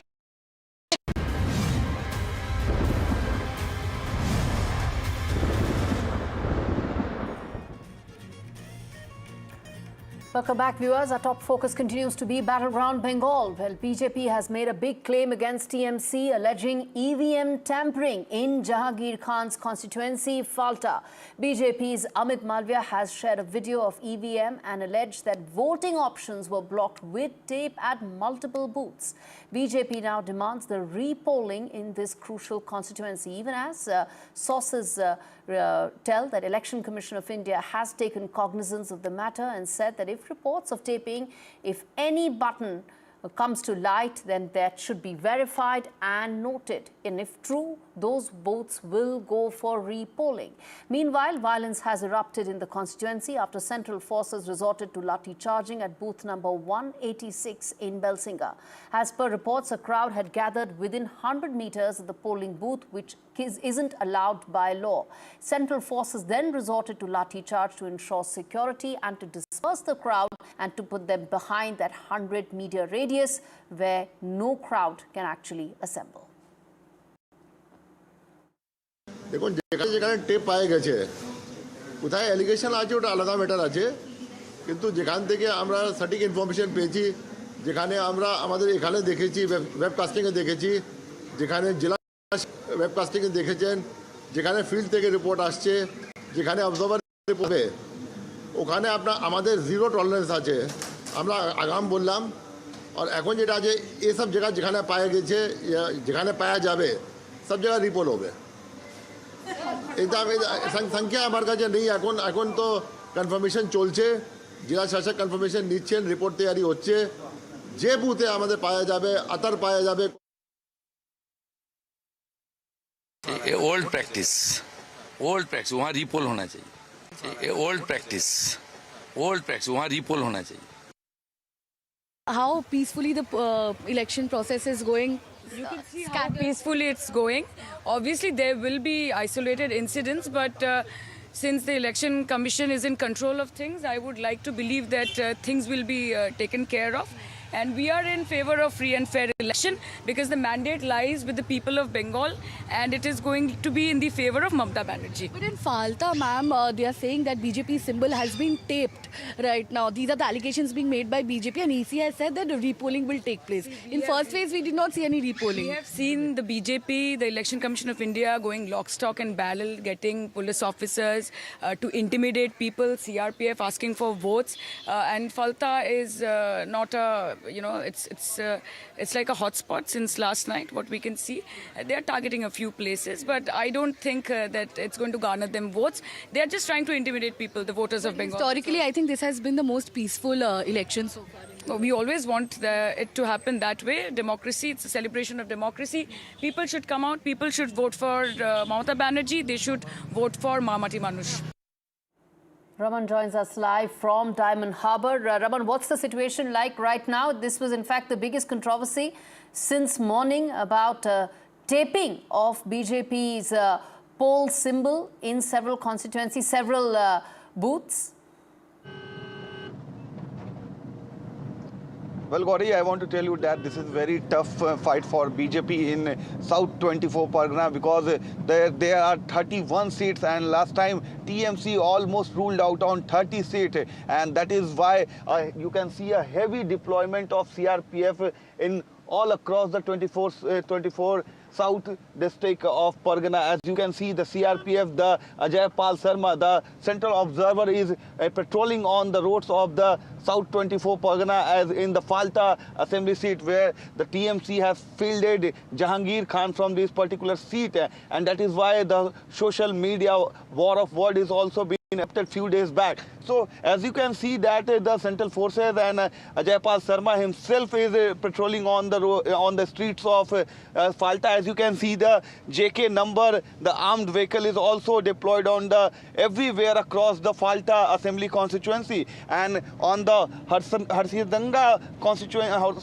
seat the EVM class was also erupted and BJP alleges that TMC workers has put the stickers on the symbol of Kamal and that is why the whole situation is now very hectic situation is also in the FALTA constituency and that is why you can see a numbers of media vehicles is also following Ajay Pal Sharma and the CRPF troop and CRP is continuously on running till the morning till now as it is going to around 5 p.m. but still you can see the CRPF and the central observer Ajay Pal Sharma is also with the CRPF troop and patrolling all across the FALTA and Diamond Harbour region because Diamond Harbour is considered as the stronghold of TMC. It is a TMC bastion and you can see that all the media personnel are also following Ajay Pal Sharma behind him because the Jahangir Khan is one of the All right, so that of course is Raman giving us a sense of how things are looking even as the biggest controversy unfolded in FALTA in Diamond Harbour where BJP alleged that its poll symbol was actually taped on several booths across that constituency. Thanks much, Raman. I'm going to keep coming back to you with more updates. As far as updates are concerned, viewers, violence and chaos marred polling across several parts of West Bengal, with multiple incidents being reported through the course of the day in Bhabanipur. One of the most keenly watched contests, BJP candidate Suvendu Adhikari alleged that he was attacked at a polling booth, blaming outsiders linked to the TMC. And reacting sharply, Chief Minister Mamata Banerjee accused the BJP of ruining the polls. She said, even as the BJP alleged large-scale hooliganism, turning polling day into a major political potted in Canning, where polling was halted for about an hour after serious allegation about an assault on a Panchayat Pradhan. Central forces were deployed there and the situation came under control only after 60 minutes. Take a look at all that we've packed for you, telling you exactly how things are looking on polling day in Bengal. देखिए कैसे हमारा worker को पिटा है रात में। Officer in charge Vijayganj police station Bhangor. एक क्या गुंडाराज चल रहा है, देश को बेच दिया। ऐसे वोट कभी होता है? ऐसे कभी वोट नहीं होता है। Intention is very clear that BJP wants that forcefully to rig the election. But our workers and people are ready to die, but they will not leave the place. क्या हुआ था हादसा? आज सुबह में बूथ में जाएगा, एजेंट है, बीजेपी एजेंट है।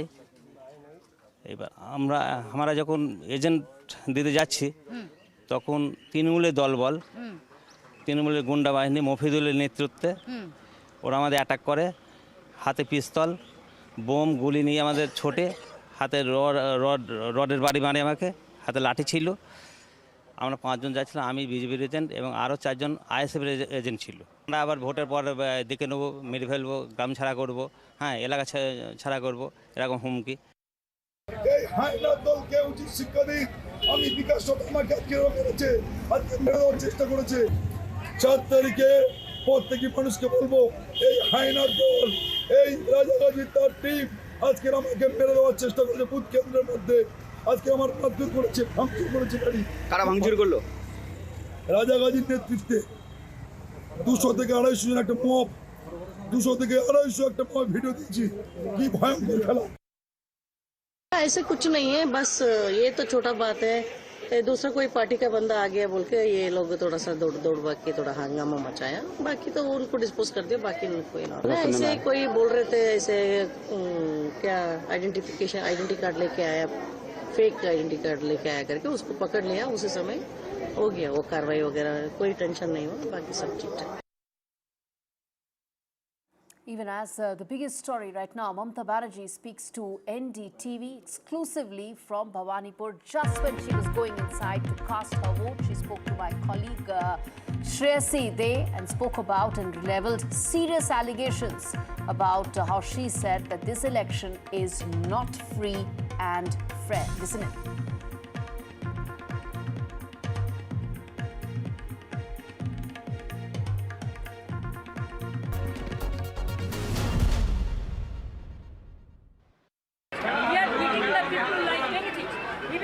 They don't spare the women and child also. There was lathi charge outside of polling booth also in Bhabanipur. There are so many. Number one, they are going for slow processing. Number two, from yesterday night they started atrocities and they arrested so many of our people. Though there is a court order, it is a contempt of court. We have sent our notices to the concerned authority. But I have never seen this type of democracy. But instead of that, I am saying they have deputed the press media that whatever তারা যেটা বলবে সেটা প্রেসকে দেখাতে হবে যে BJP service. আমি বলছি no, victory is near and Trinamool is winning.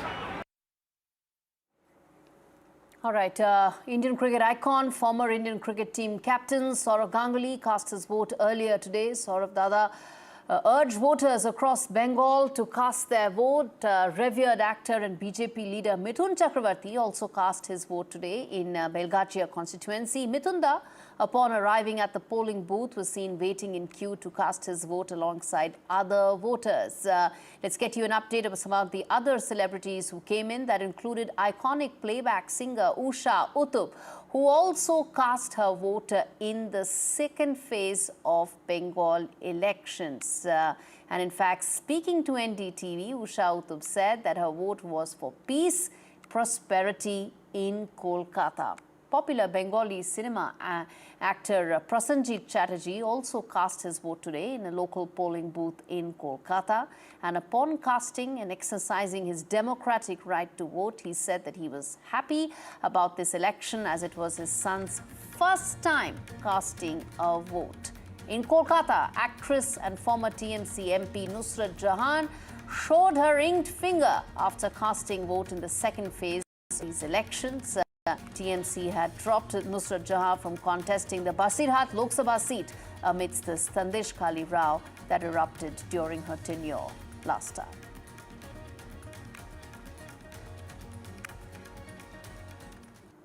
All right, on that note, a quick break. We return with more on the other side.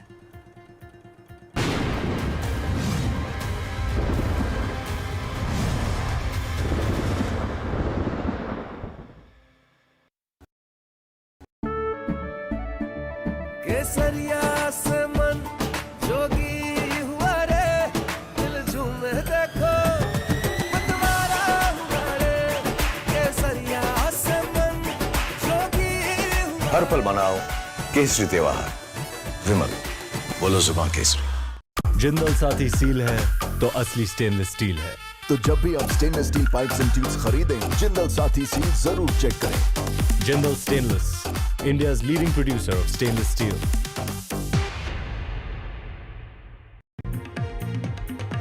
More breaking news that's coming in. Polling has been stopped, Vasudha, in all polling booths which had tapes on the names of candidates in FALTA Assembly constituency. Remember that allegation was made by the BJP. FALTA is a constituency in South 24 Parganas. It's considered the bastion of the TMC. Remember, the electoral manipulation allegation was made by the TMC today. Amit Malviya led that charge. He is the ID in charge and also the co-in charge for the state of West Bengal for the BJP. Manogya, my colleague, joins us with more details on this. Manogya, is there a chance that these constituency will be considered for repolling? Where has this happened? Because there is this allegation that there is a Diamond Harbour model that is being practiced. Well, we confirm on that. We have spoken to the Election Commission sources and they have confirmed that all the booths which have had complaints of the button of BJP being taped, especially in FALTA and surrounding areas, the polling has been stopped since afternoon, and since it is not feasible enough to use those EVMs again today, till the time more are replaced and many more complaints pouring in, so there will be repolling on these polling booths, which includes primarily the FALTA Assembly constituency. Now, the second complaint that has been pouring in from BJP to the Election Commission is primarily of putting a fragrance on multiple EVMs where there is the symbol of BJP. So it primarily speaks that if someone has voted to BJP today, will have a certain type of fragrance on his fingertip. And that could be a reason for more violence or more attacks on people who voted to BJP. The Election Commission of India states that they are also considering those repolling on these polling booths, if at all, if it is proven the way it has been alleged. Now, there are even more allegations of violence in multiple areas in North 24 Parganas, in South 24 Parganas, even parts of Nadia, in Tehatto, and also including parts of Hooghly as well as Howrah, and of course Bhabanipur, where we've seen lathi charge being resorted to by the officials who were deployed there. But as far as repolling is concerned, primarily only these two criteria are being considered by the Election Commission of India, but also given to understand that there is massive deployment on ground till late evening today on all these polling booths to ensure that there is no untoward incident, at least post the evening or post the sunset. Manogya, can you give us a sense of the number of polling booths where this will be affected by the Election Commission? Because that could in a sense, denote the scale of this issue? Well, primarily the complaints have come for more than 5 polling booths. That itself will have an impact on a magnitude of at least 5,000 voters if we consider per EVM or per polling booth, 500 to 800 polling voters on these booths. But given to understand that especially in South 24 Parganas, where people are voting in maximum numbers, and also there is a certain type of population that has been there in FALTA and South 24 Parganas or even Bhangur, you could expect repolling within a few days now. You know, FALTA has been in the news for the last few days, especially with Singham Ajay Pal Sharma. He is this UP cop who has been making news there. And FALTA is also known for Jahangir, you know, the TMC leader, who is also seen as someone with a lot of influence. Why is FALTA the epicenter of all electoral activity this time? Well, it has had a history of checkered past of having too much of violence in that area. Remember, Bhangur has also been having a checkered past of having too much violence in the past, but there the competition is between TMC and ISF, but here the competition is between BJP and Trinamool Congress. So the fight are different in 2 assembly constituencies despite being in the same district. This region is known to be the Trinamool Congress bastion, having more than 30 seats, and the second when it comes to a single district. So if the entire North Bengal comprises of 54 seats on an approximate basis, the South Bengal with just two districts, North 24 and South 24, crosses almost 60 assembly constituencies. That itself speaks of the power that these 2 districts enjoy when it comes to the political scenario of the state. Both of them have had a major minority population. Both of them have really tough international border, and both of them are Trinamool Congress bastion. So this is a real formula for making it one of the tough.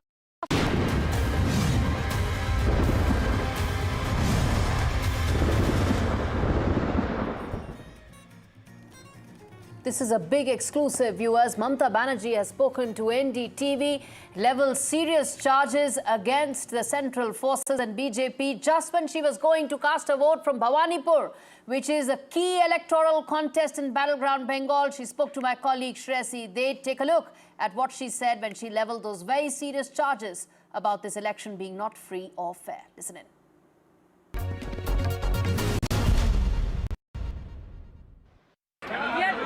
People like anything. Even there, they don't spare the women and child also. There was lathi charge outside of polling booth also in Bhabanipur. There are so many. There are so many. They, what? Number 1, they are going for slow processing. Number 2, from yesterday night they started atrocities and they arrested so many of our people. Though there is a court order, it is a contempt of court. We have sent our notices to the concerned authority. But I have never seen this type of democracy. But instead of that, I am saying they have deputed the press media that whatever তারা যেটা বলবে সেটা প্রেসকে দেখাতে হবে যে BJP service. আমি বলছি no, victory is here and Trinamool is winning. They are beating the people like anything. Even there, they don't spare the women and child also. There was lathi charge outside of polling booth also in Bhabanipur. There are so many. There are so many. They, what? Number 1, they are going for slow processing. Number 2, from yesterday night they started atrocities and they arrested so many of our people. Though there is a court order, it is a contempt of court. We have sent our notices to the concerned authority. But I have never seen this type of democracy.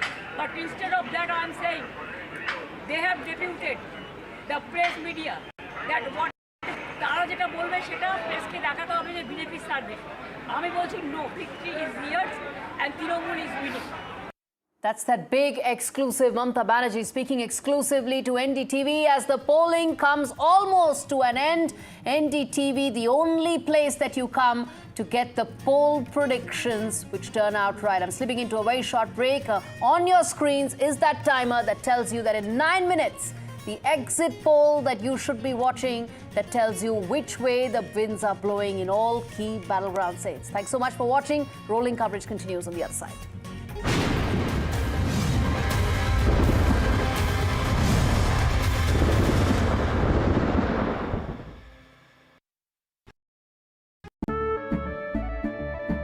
केसरिया से मन जोगी हुआ रे दिल झूमे देखो मतवारा हुआ रे केसरिया से मन जोगी हुआ हर पल मनाओ केसरी त्योहार विमल बोलो जुबान Kesari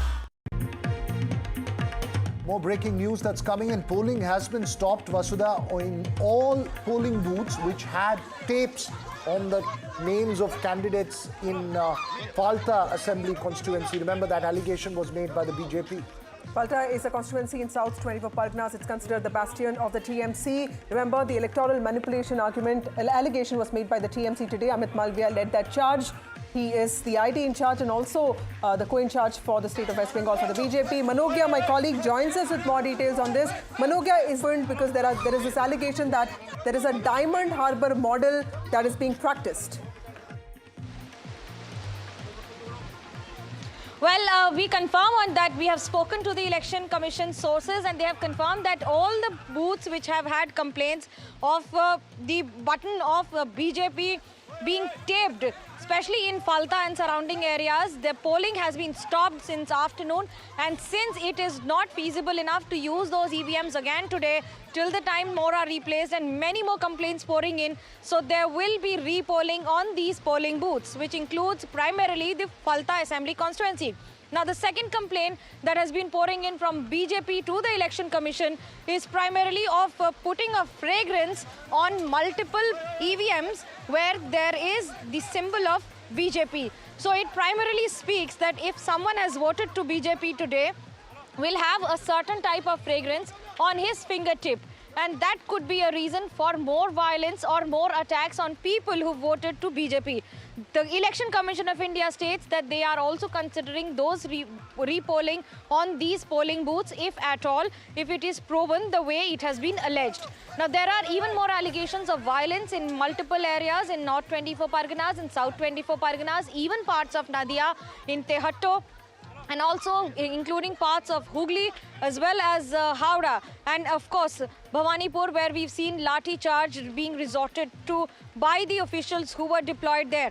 But as far as repolling is concerned, primarily only these two criteria are being considered by the Election Commission of India, but also given to understand that there is massive deployment on ground till late evening today on all these polling booths to ensure that there is no untoward incident, at least post the evening or post the sunset. Manogya, can you give us a sense of the number of polling booths where this will be affected by the Election Commission? Because that could, in a sense, denote the scale of this issue. Well, primarily the complaints have come for more than 5 polling booths. That itself will have an impact on a magnitude of at least 5,000 voters if we consider per EVM or per polling booth 500 to 800 polling voters on these booths. But given to understand that especially in South 24 Parganas where people are voting in maximum numbers, and also there is a certain type of population that has been there in FALTA and South 24 Parganas or even Bhangur, you could expect repolling within a few days now. You know, FALTA has been in the news for the last few days, especially with Singham Ajay Pal Sharma. He is this UP cop who has been making news there. And FALTA is also known for Jahangir, the TMC leader, who is also seen as someone with a lot of influence. Why is FALTA the epicenter of all electoral activity this time? Well, it has had a history of checkered past of having too much of violence in that area. Remember, Bhangur has also been having a checkered past of having too much violence in the past, but there the competition is between TMC and ISF, but here the competition is between BJP and Trinamool Congress. So the fight are different in two assembly constituencies despite being in the same district. This region is known to be the Trinamool Congress bastion, having more than 30 seats, and the second when it comes to a single district. So if the entire North Bengal comprises of 54 seats on an approximate basis, the South Bengal with just two districts, North 24 and South 24, crosses almost 60 assembly constituencies. That itself speaks of the power that these two districts enjoy when it comes to the political scenario of the state. Both of them have had a major minority population.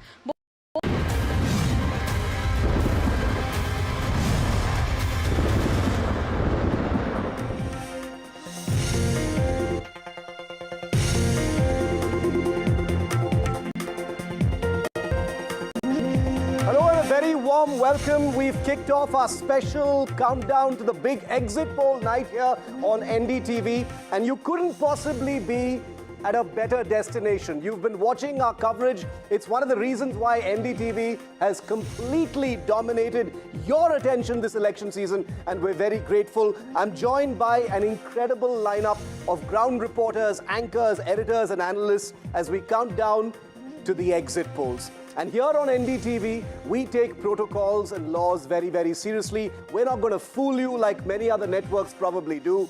We will be releasing the data authentically, factually, when we are allowed to do so, and that will be in a short while from now. That countdown clock is ticking. Let me introduce you to our incredible panel here on NDTV that you're going to be seeing over the next 5 hours in a non-stop, turbocharged exit poll broadcast. Padmaja Joshi, our managing editor, just back from Bengal. Veera Raghav has crisscrossed practically every part of Tamil Nadu. Our political editor, Vasudha Venugopal, also back from Kerala and Tamil Nadu. Professor Kishalai Bhattacharjee is a well-known commentator. Jay Brugh, cephalogist par excellence. And Jayanta Ghoshal, my old friend and one of the most credible voices when it comes to Bengal. It's been an absolutely power-packed phase 2 in Bengal. Voting is still on, remember, and there's much that is taking place. NDTV has just scored an exclusive interview with the embattled Chief Minister of West Bengal. I'll be playing that out for you also in just a minute.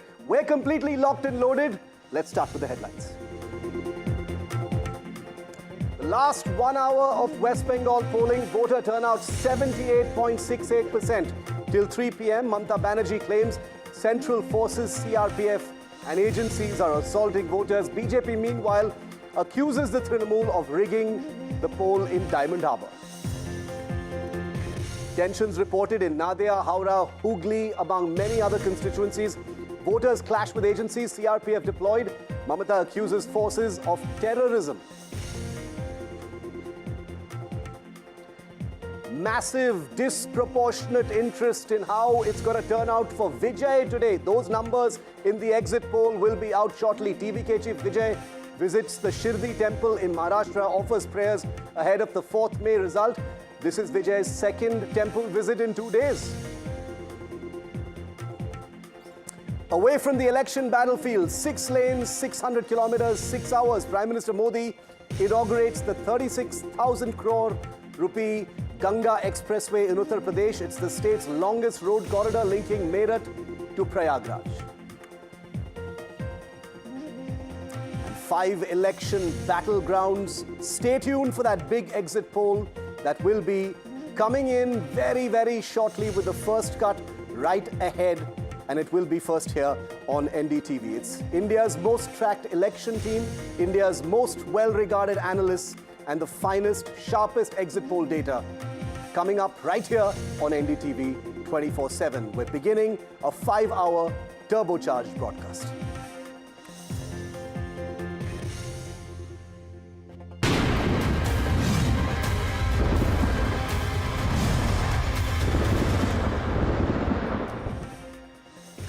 Okay, polling is still on in Bengal. We're counting down to the exit polls that we will have first here on NDTV. So stand by for exit poll on NDTV. If you want to join the conversation on any platform, you can use the hashtag exit poll on NDTV. It's the biggest poll tracking team that we have lined up here on the channel. 5 election states, 1 big verdict, the final poll picture on exit poll on NDTV. The first cut begins to trickle in at 6:30 p.m. The first exit poll on NDTV projection with our incredible team here on NDTV. And we will, across your screen, inform you, update you, keep you completely ahead on what to expect on your screen. No chaos, no confusion, no diversions of any kind. We are going to be completely upfront, considering the very honest relationship we have with our viewers here on NDTV about what we are putting out and when it is going to come out. There are Election Commission guidelines, remember, as far as exit polls are concerned. Nothing can be shown before 6:30 p.m. Don't be fooled by anyone else. On NDTV, we will show you the authentic exit poll data at exactly the right time. That's the big standby at this point of time. Okay, I want to take you first now to battleground Bengal, because remember, the fight isn't over just yet. As we're standing by right now for the exit polls, let's take you down to Bhabanipur in Bengal, where Shreyasi De, our youngest member of our Kolkata bureau, has just scored a big exclusive with Mamata Banerjee. She's had a long conversation with the Chief Minister there. Shreyasi, before we play out that conversation with Mamata, my first question to you: an hour of voting left in Bengal. It's been an absolutely frenetic day in the state. What's it looking like right now, turnout-wise and otherwise? Well, the turnout has been strong, just like the first phase, and that has been one of the positives of this election. A sporadic instance of violence in the first phase as well as the second phase. But Shiv, the kind of bloodshed that we have seen while covering elections here in West Bengal in the past, relatively this has been a calm election here in West Bengal. Just two phases, something that we haven't seen in the last few elections. We've always had lengthy 7, 8, 6 phases of elections here in West Bengal. The Election Commission has done a commendable job. Unprecedented deployment of central paramilitary forces. Of course, the Election Commission has come into the political, issue between the BJP and the Trinamool Congress as well. But on ground, as a reporter, as a ground reporter covering elections, this has been the most peaceful election that I have covered in a while. And so says the other reporters who have seen multiple elections here, including our cameraman who is behind the camera, and I can't show him to you right now, but Shankarda has been with us for over 30 years. He says this is the most peaceful election that we have seen, and the credit goes to the Election Commission of India. Of course, preventive measures were put in place by the Election Commission. There were police observers brought in. There was unprecedented measures put on ground. Yeah. And now just the last leg of this second phase, and it will be curtains down. And of course, all eyes then on the exit poll numbers that will be coming out on NDTV just past 6 p.m. once polling is completed here in West Bengal. Okay, we're going to wait for those final reports from you and your team, Shreyasi. Thanks very much. Right now, I'm going to play out for our viewers that conversation with Mamata Banerjee. It's very difficult on a day like this, as you can imagine, viewer, for reporting teams, and there are hundreds chasing Mamata Banerjee every step she goes, as she's been walking between booths, traveling between booths in her cavalcade. But Shreyasi managed to catch the Chief Minister, and people say exclusive all the time. This time it really wasn't exclusive. Watch this conversation. We are treating the people like anything. Even they don't spare the women and child also. There was lathi charge outside a polling booth also in Bhabanipur. There are so many. Number one, they are going for processing. Number two, from yesterday night they started atrocities and they arrested so many of our people, though there is a court order. It is a contempt of court. We have sent our notices to the concerned authority. But I have never seen this type of democracy. But instead of that, I am saying they have deputed the press media that whatever তারা যেটা বলবে সেটা প্রেসকে দেখাতে হবে যে BJP service. আমি বলছি no, victory is near and Trinamool is winning. Okay, very, very important soundbite there from the Chief Minister to NDTV. Padmaja, I'm going to call up right now because she's just come back from Bengal. She's tracked all the nitty-gritties of how this election has gone and all the big issues. We've got the leaderboard lined up, Padmaja. I want you to take our viewers through some of the big things that you're looking at right now, considering everything we know so far. You've heard it by now that of the 142 seats, you've got largely 7 districts, all right, which are voting in this phase 2 of the election. Now, which are the regions that are polling in phase 2? The 142 seats and who stands where? So one, you've got the southern plains here, where the Trinamool got 82, BJP got 14, and ISF got 1 seat last time around. And then you have the Deltaic region, which is the Sundarbans region. You've got the South 24 Parganas, this area. The Delta region, here. And this is where Abhishek Banerjee's Lok Sabha constituency of Diamond Harbour falls. And this is where you've heard the maximum face-off. FALTA, that seat which has become famous across the country because of Ajay Pal Sharma, that IPS officer who's been brought in from Uttar Pradesh. Yeah. This Diamond Harbour, FALTA, this is where you have him doing the rounds. The NIA is there.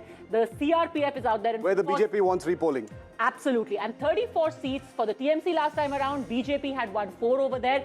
What basically this conveys is that you have got an area which is a huge stronghold. Yeah. You know, of the 7 districts, there are basically 2 districts where the BJP even had won any seats. It had got 18 seats last time around, and most of them came from Nadia and came from North 24 Parganas. And it is in this context that it's important to see what are the polling percentages in these individual districts. Yeah. You have Nadia getting 79.79% as of 3 p.m. North 24 Parganas, 77%. South 24 Parganas, low polling percentage, 76%. The highest so far is in Purba Bardhaman, 80.77. Howrah has low polling percentage, 77%. And Kolkata North has 78%. The lowest polling percentage, unfortunately, is again in an urban constituency, Kolkata South, the heart of the Lok, and you've got 75%. Okay. But it must be said that compared to cities like Mumbai and Delhi, still very respectable. Still respectable, and this is what happened the last time as well. It's interesting. I'm going to get reactions from everyone in right now because this data is going to keep coming, and we're going to get Padmaja and the others on the leaderboard as that information gets dynamically updated. There's turnout data. There are layers of data that we will continue to fuel our analysis of not just the turnout, but also the exit poll a little later. But very quickly to our panel right now, and welcoming you all, Shankar Iyer, R.K. Radhakrishnan and others are also joining us. And there will be more people joining us live from Kolkata and elsewhere. So permit us as we go around the room once very, very quickly. Welcome once again to all of you. Jayantada, I'd like to start with you. Quick first impressions. Request everyone to keep your answers a little bit short. We'll have a little bit of freedom a little later. Quick first impressions of what we've seen so far today in Bengal. This is I was thinking whether it is West Bengal or not in the morning. That historic? That historic, because without any violence, so peaceful. After some time when some incidents occurred. Yeah. Only 9 incidents of violence. So luckily, no deaths, which in itself is a record. And no death, no police firing. So I was astonished that whether it is West Bengal. But after some time, I realized after a few incidents that no, it is West Bengal. This turnout, that is also historical. So many historical things are happening this time. And Jayantada, just as you said, historical as far as peaceful conduct of the elections, we've got a quick update from our correspondent Tanushka Datta, who's on the ground. Apparently, some dramatic scenes have just been recorded in Iqbalpur in West Bengal, where a scuffle has broken out at Ward 77. I think Tanushka is live with us. Slogans were raised. Security has been beefed up over there. Tanushka, what's happening? Tanushka. So Shiv, around me right now, we're in Iqbalpur area. To give you a little bit about this area, it is a Muslim dominant area in Ward 77, which falls under the Bhabanipur constituency as well, from where Suvendu Adhikari is contesting. Now what happened is that Suvendu Adhikari came here to go by his poll booth check, which he's been going around doing since morning, and this area is very sensitive. So that's when the people here, the voters here, got agitated upon seeing Suvendu Adhikari, and we heard Joy Bangla sloganeering happening again, which is when loads and loads of people came onto the streets and started sloganeering, and it became a borderline violent situation wherein the rapid action forces right here had to come about and take stock of the situation. We have the CRPF here as well, taking note and monitoring the situation and containing the people. Everyone has been asked to go inside their houses, which is what even the BSF here is doing. So the CRPF, the rapid action forces and the BSF along with the Kolkata police, huge deployment of people here in this Muslim majority area, being asked to go inside their homes to avoid any sort of violent scuffle to break out, which is what it was at the brink of just when Suvendu Adhikari had entered this lane. Yeah. Okay, you stay safe, Tanushka. I'm going to come back to you in just a moment. Padmaja, you had something to add on the violence aspect of it? Iqbalpur that we're talking about, South Kolkata, low voter turnout. It's close to Khidripur. It's close to Garden Reach. Like Tanushka already mentioned, this is an area which has got a high Muslim density. And also, historically, correct me if I'm wrong, has had lower turnout than North Kolkata. Another very interesting thing about South Kolkata is, again, it has remained impenetrable for the BJP. In Kolkata, they made gains, but most of them were in North Kolkata. Most of the BJP's campaigning has been focused on North Kolkata. Yeah. But South Kolkata, not so much yet. Absolutely. Yeah. South Kolkata is, actually the most elite part, and therefore you expect a lower turnout there. South Kolkata is also the crucible where the TMC was actually born. So I'm actually not expecting much of a competition to the TMC there. Let's watch out. Okay, because what Mamata Banerjee has just said to NDTV's Shreyasi, that's been a running theme right through this election.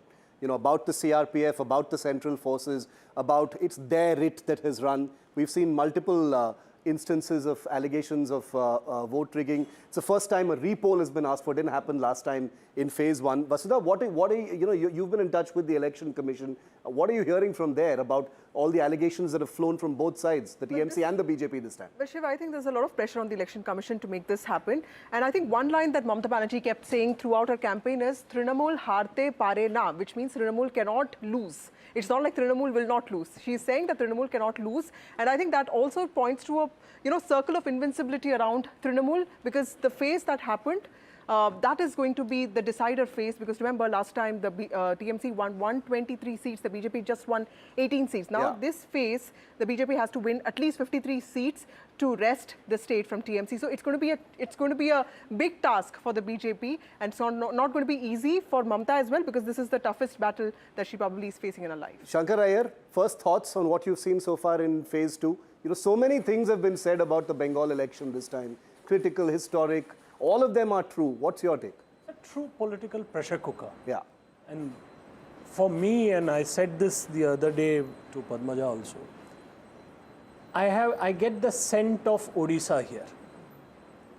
There is... Oh, that's interesting. No, so there are conditions. I mean, the scent of Odisha is that definitely people of Bengal feel left out. People of Bengal travel abroad, travel in the country. They have a sense of what's happening economically elsewhere. The two conditions that are there is, one is demography, which is basically the percentage of Muslim population in Bengal. Whether they... So it would be interesting to see the minority-dominated constituencies, what is the second phase turnout. The other part is whether women are staying with her or deserting her. I think that we cannot sort of discount the 15 years of her rule. And I mean, Murshidabad is where it all happened. I mean, Jayanto can give you the whole history of Jagat Seth and how he funded Robert Clive and the whole story. There are Tongas moving in that place. I mean, this is like the symbol, land that is missing out. Symbol of infrastructure. You look at the Kolkata metro. Okay, so for television it's painted and stuff. The trams, look at. It's a clear sign of stagnation. Government that is not able to, so for whatever reason. Kolkata is romanticized a lot. Yeah, poverty is historically romanticized since the City of Joy and Affair book. But this romanticization ends when per capita income catches up, particularly when it's not just that only West Bengal has a job problem. The whole of India has a job problem. West Bengal has a bigger job problem because there are more educated people. It's a debating society, argumentative society, all of it. So you have to think about whether there is this. I'm not saying that she will meet the same fate as Naveen Patnaik, but there are commonalities. Naveen Patnaik was loved by people of Odisha, even though he did, but they didn't like the ground people. Whereas here, the anti-incumbency against Mamata is not visible or audible. Against the ground people. All of them went the ground, just like really anger against the Trinamool on the ground. Can I just put in some numbers to, give a... Absolutely. I'm just going to... Because you're talking about per capita income, I just want to give one slice of data. The per capita income in West Bengal is 1,63,467. The national average is 2,05,000, and that of Telangana is 3,87,000. Okay. That's the some electoral numbers to put his talk in perspective. Okay. Very quickly, because I have my correspondent waiting in Falta where that, where the rigging allegation has been made. Yeah, quickly. In Odisha, the BJP was actually behind the BJD by 0.3%. In Madhya Pradesh, when they lost in 2018, the Congress was behind them by 0.13%. So yeah, if that's the sort of climax he's talking of. Okay, interesting. No, absolutely. And we're going to get much deeper into those numbers. That's super crucial to what the discussion that lies ahead is going to look like. But in FALTA in Diamond Harbour, which Padmaja and I were just talking about, where the BJP has basically alleged that tape has been applied on the BJP button on the EVMs over there, barring people from voting, is where NDTV Saurabh joins me live from. He's in FALTA and reporting from there. Repolling has been asked for by the BJP. High security in that constituency as well. Saurabh, what's happening in FALTA right now? You know, Shiv, all of this is, of course, disturbing. But to people who've covered the Bengal elections, I'd tell you very confidently, relatively, this is a peaceful election. Yes, there are confrontations. Yes, there are allegations. Yes, there are, you know, these confrontations between women and central forces or between booth agents and central forces. But relatively, it's a peaceful election. And I'm sure Joyantada and everybody would agree with me on that. But you know, this place, FALTA, has become such an important and noticeable constituency simply because of the showdown between, you know, the COP and, of course, the local Trinamool leader. That's, of course, you know, Jahangir Khan. And then that whole sort of to and fro over, you know, him being compared to Singham, the COP being compared to Singham, and then Jahangir Khan's Pushpa Jhukega Nahi response to that. So in a sense, Pushpa versus Singham playing out here in FALTA. But this has been a constituency that's seen a fair amount of confrontation throughout the day. Thankfully, those confrontations haven't gone out of hand. Okay. And yes, this is a relatively peaceful election by any standards in Bengal. Okay, interesting. Saurabh, we'll come back to you in just a moment. I also want to say that this is something that most observers, analysts, journalists who visited the ground are saying, that they've seen elections in the past and the amount of violence they've seen in phase 2 is nothing compared to you know, earlier elections that they've seen. Professor Bhattacharjee, if I could bring you in right now. You know, everyone who's been talking about the Bengal elections, when the conversation comes up to, you know, who's going to win, people have interestingly said, let's wait for phase 2 because that's where the real game is. Now, we don't know very much about it apart from the turnout. But everything that you've seen so far, how is it looking?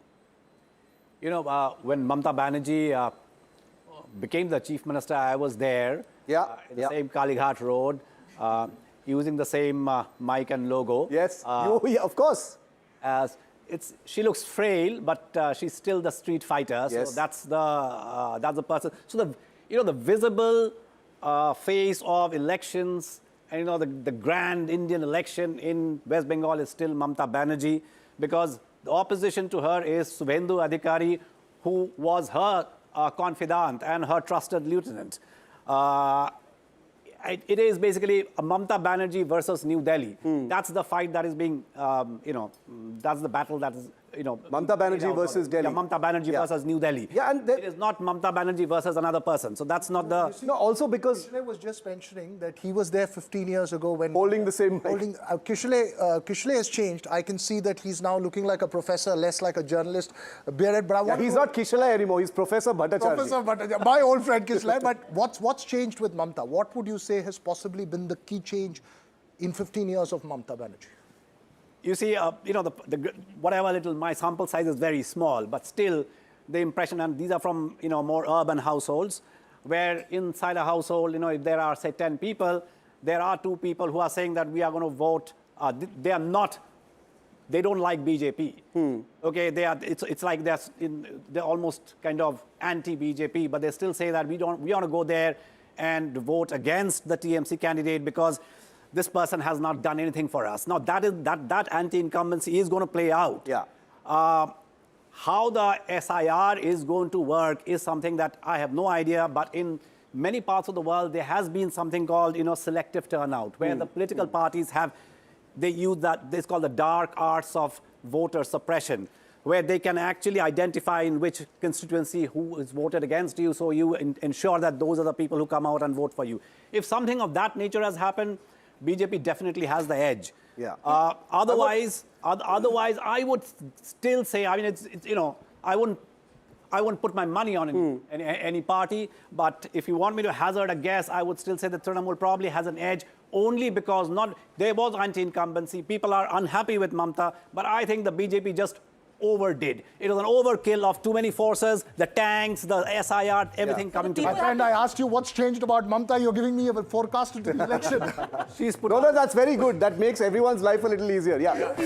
Padmaja, there I'm good RK. Yeah. Whether they are more unhappy with Mamata Banerjee or whether they dislike BJP more. And this is such a classic dichotomy that you'll find so many people, especially in urban West Bengal, in Kolkata, in the presidency area, will say, you know, I'm really tired of what is happening around me in Kolkata, but I just don't think BJP is the party that I want to choose at this point. This you will hear again and again. And I want my fish and meat. But that, you know... They want change, but not in this way. Yes, it's just something about the BJP and the Bengali sentiment that just... Before there's one guest left. There's one guest left. Let me close the circle, then we can have this discussion. Let me bring RK in. I'll tell you why. The question I want to ask is that we have this fabulous team of can't do it from the outside, right? I do not have the same perspective as a Padmaja and a Vasudha and a Veera who've actually been there. You've been there as well. The question to you is, Bengal especially has had a disproportionate kind of what is the national impact of this election? You know, everyone is tuning in to see, you know, what's going to happen in this election. How do you see it? No, I don't see that 215 is going to happen. That was the number in 2021. Yeah. But 148, I think, for TMC could as well happen. Of course, North Bengal has always been with the BJP. It might even get better for the BJP, but I don't see you know, people of Bengal abandoning TMC at all in as much as, you know, throwing them out, taking some 70 or 80 seats away and then giving it all to the BJP. That's very difficult to happen in this election. Okay. Given the optics and how Mamata herself has played, whether it is an ED raid, she's gone and stood there. It's all, at the end of the day, it's perspectives. What happens is a very different thing. What people perceive is a completely different thing. Yeah. I think the edge Mamata holds on the ground. BJP is not that much present on the ground in South Bengal. This idea of an edge, Padmaja, you want to add anything on that? And then I'm going straight to Kolkata. It is very, very narrow. This, without a doubt, everyone is saying that this is going to be... And even the Satta market, by the way, it's going back and forth. They are giving just about 10 seats apart to the BJP and the TMC at this point. Yeah. One thing I think everyone has, you know, reached a consensus on, that this is largely a bipolar election. Very quickly, because we've spoken so much about FALTA, I want to quickly give a little bit of backdrop of this seat. It's been dominated by the TMC 2024, 2021, 2019 elections. 56.35%. That was their vote share.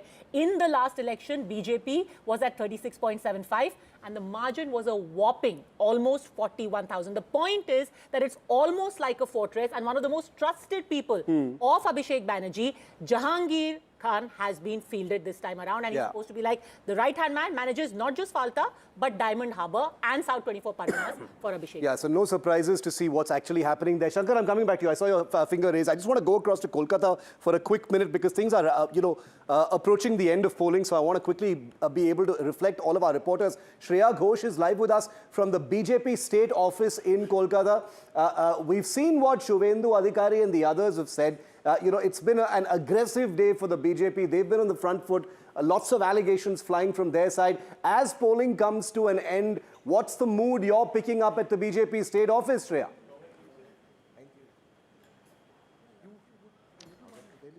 Well, of course, Shiv, the political environment here in Bengal is as unpredictable as today's weather here in Bengal.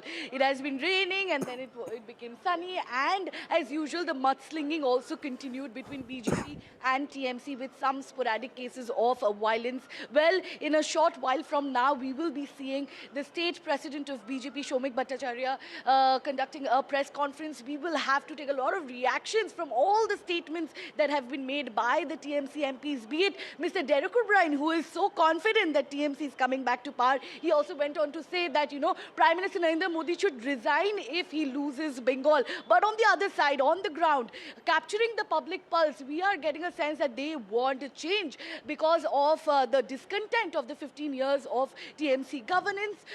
They want a change, and here, this time around, we saw a historic voter turnout, and that also reflects what people want on ground. of course, there is a SIR effect because of which people feel that their identity is at threat, as we know that the electorate was reduced by 12% after SIR. That is why people are coming out and voting. But another big reason is the anti-incumbency wave. Well, right now, let me just give you a glimpse of the BJP state office here. You can see the men in uniform, the CAPF personnel, BSF personnel, who have successfully instilled a lot of confidence in the voters, and that is why they felt safe enough to come out and vote. And the second phase of polling, which was a thunderous one and is quite a litmus test for Mamata Banerjee's invincibility, because we are talking about Bengal's, TMC's fortress, which is South Bengal and Kolkata, and we will have to wait and watch on the 4th of May as to who continues to be in power in Bengal. Will BJP finally be able to, break through Mamata's fortress? And the mood here in the BJP state office here in Kolkata is quite unpredictable, if I may say so, because we understand that there were isolated cases of scuffle and violence here in Bhabanipur. There were allegations of voter intimidation, voter rigging as well, and but largely, if you look at the bigger pictures, all the veteran journalists and political pundits have been saying this has by far been the most peaceful elections here in Bengal, which has been quite infamous for its political violence. Back to you. Okay. Shreya, thanks very much for getting us that report. We're going to try and get some voices in from both the Trinamool and the BJP in just a short while from now. Just to tell all of our viewers that, as we've crisscrossed Bengal, Tamil Nadu, the other states this election season, obviously one of the big metaphors right through our coverage, and Padmaja, Veera and Vasudha will attest to this, has been food, right, guys? How much food have you guys had in this election? Of all kinds, for God's sake. It was a terrible time for me sitting in the office and watching all the amazing food that you guys had. And that's the reason why, so that we don't miss out here in the studio, we've got a special chai stop thela that's going to roll in right now. So come on in, guys. Let's bring it in. We've asked some experts to curate food from all of the states that are in this election. And I want all of you to join me in just a moment. I'm going to call you up here. It's a small little selection of food. We call it Chai Stop. Chai Stop is, of course, NDTV's beloved show where we get all of our editors to come and join us. Let me invite everyone up here. Come on up here and have a cup of chai or coffee here. There's a nice selection of food. Come here, Jayantada, come on. I'm not so sure. Because Jay, Kishore, come on. All of you must be a little peckish and a little thirsty as well. There's some masal vade, there's jhalmuri, obviously. There's lots of things. Kanchanda, come on, you must come. Okay. There's Sandesh. We can't do without phone call. क्या है दोस्त? बताइए क्या है? This is masala vada. Very. This is Purba Bardhaman. Popular sweet from there. But okay. Bengal is dominating out here. I know. Guys, he's explained. Dominating the airtime also. So we have Sandesh here. We've got Jhalmuri here. Okay. What is mine? Okay, very nice. So Kerala and Tamil Nadu. This is classic testimony. Like Bengal. Yeah. We call it Mulaga Yes, bhaji. very nice. It's very famous from Yeah. Tamil Nadu And also. also on the beach you get them, yeah. Lots of common foods between Tamil Nadu and Kerala. Shiv, I must tell you the difference between reporters and analysts. You see, reporters have hunting behind over the food. The analysts are all standing there. Shankar and Kanchanda and Jayantada are, very seriously standing apart, saying we don't want to associate with all these frivolous things that NDTV is doing. But let me tell you very honestly, this is not frivolous at all. This is food. Come on, guys, it's a very much a part of the election. Let me ask Jayantada the most famous question of the election season. प्याज खाते हैं? बस दिमाग नहीं खाते हैं. थोड़ा प्याज वाला. आप क्या पिलाएंगे? कॉफी, चाय क्या है? Coffee, filter coffee here. Yes, please. Filter coffee. Yes. We have buttermilk, which is very refreshing. Okay. You have buttermilk there's buttermilk and coffee for everyone. Coffee or coffee? Don't mind us. Still a few minutes to go before the exit poll data comes in. Everyone's just getting a snack, and we've got this nice spread from all of the states, representing all of the states that have gone to this election. So You know, Shiv, there is one quick question that I have to ask R.K. Radhakrishnan. Is Molga Bhaji Malayali or Tamil? Yes. It's Tamil, completely. No, he's right, he's right. It's like delimitation. What about this? Even Purba Vada is Tamil. Masal Vada. Masal Vada is Tamil only. Yeah, come on. So then I think... If you had one vada, 100% it's been increased for you here. You can take delimitation. Delimitation bonus. 2 vada. No, you have to increase only 50%. Yeah, sorry, she got it wrong. Okay, yeah, here are your plates, guys. I'm going to have the buttermilk. I don't want coffee. Who else wants coffee and buttermilk? I'm going to just have chai. I will have both. Sir, where does this belong? You will have both one. Please. Eventually I Where can does this belong to? What is reach this? to coffee, It's a very famous, but first buttermilk. It's actually in Kerala it's called puffs. Yes. Yeah, Kerala and Tamil Nadu, famous puffs. Yeah, of course. I'm not a very sweet. Yeah. Chicken puff and Yeah. Kanchanda, can you join me a little bit here? I want to talk about Jhalmuri thoda sa. Because Kerala is some of the country's best confectioners historically. Yeah, bakeries. bakery culture doesn't exist much in the north. Kerala, Tamil Nadu, Karnataka has a lot of bakery culture. So I'm having the buttermilk, but I want to talk. Padmaja and Kanchanda, come here. The Jhalmuri, why did it become such a big metaphor? I mean, the Prime Minister, of course, that video that went viral became a big deal. But how is it regarded? How did it become a metaphor in this election? It became, by the way, it became the most searched term on Google Trends. Do you know this? In 25 years. Unbelievable. And that guy, poor thing, he said I had to switch off my phone because so many people kept calling me. No, you see, historically, Jhalmuri is associated with Calcutta. More than Calcutta, the Maidans, open spaces of Calcutta, where people go for a...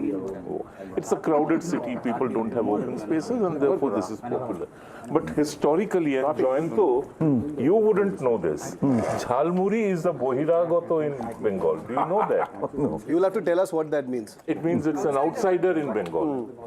Jhalmuri is a concoction which was prepared by out-of-job Bihari immigrant labor during the war years.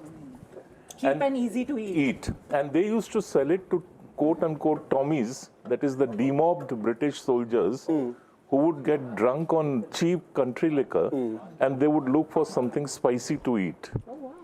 So this is the history of Jhalmuri. So it's from the outside. The grand irony of Jhalmuri is from the outside. Actually, it is an outsider in Bengal, which has become an insider, and which also sort of gives the lie to Mamata Banerjee's entire campaign.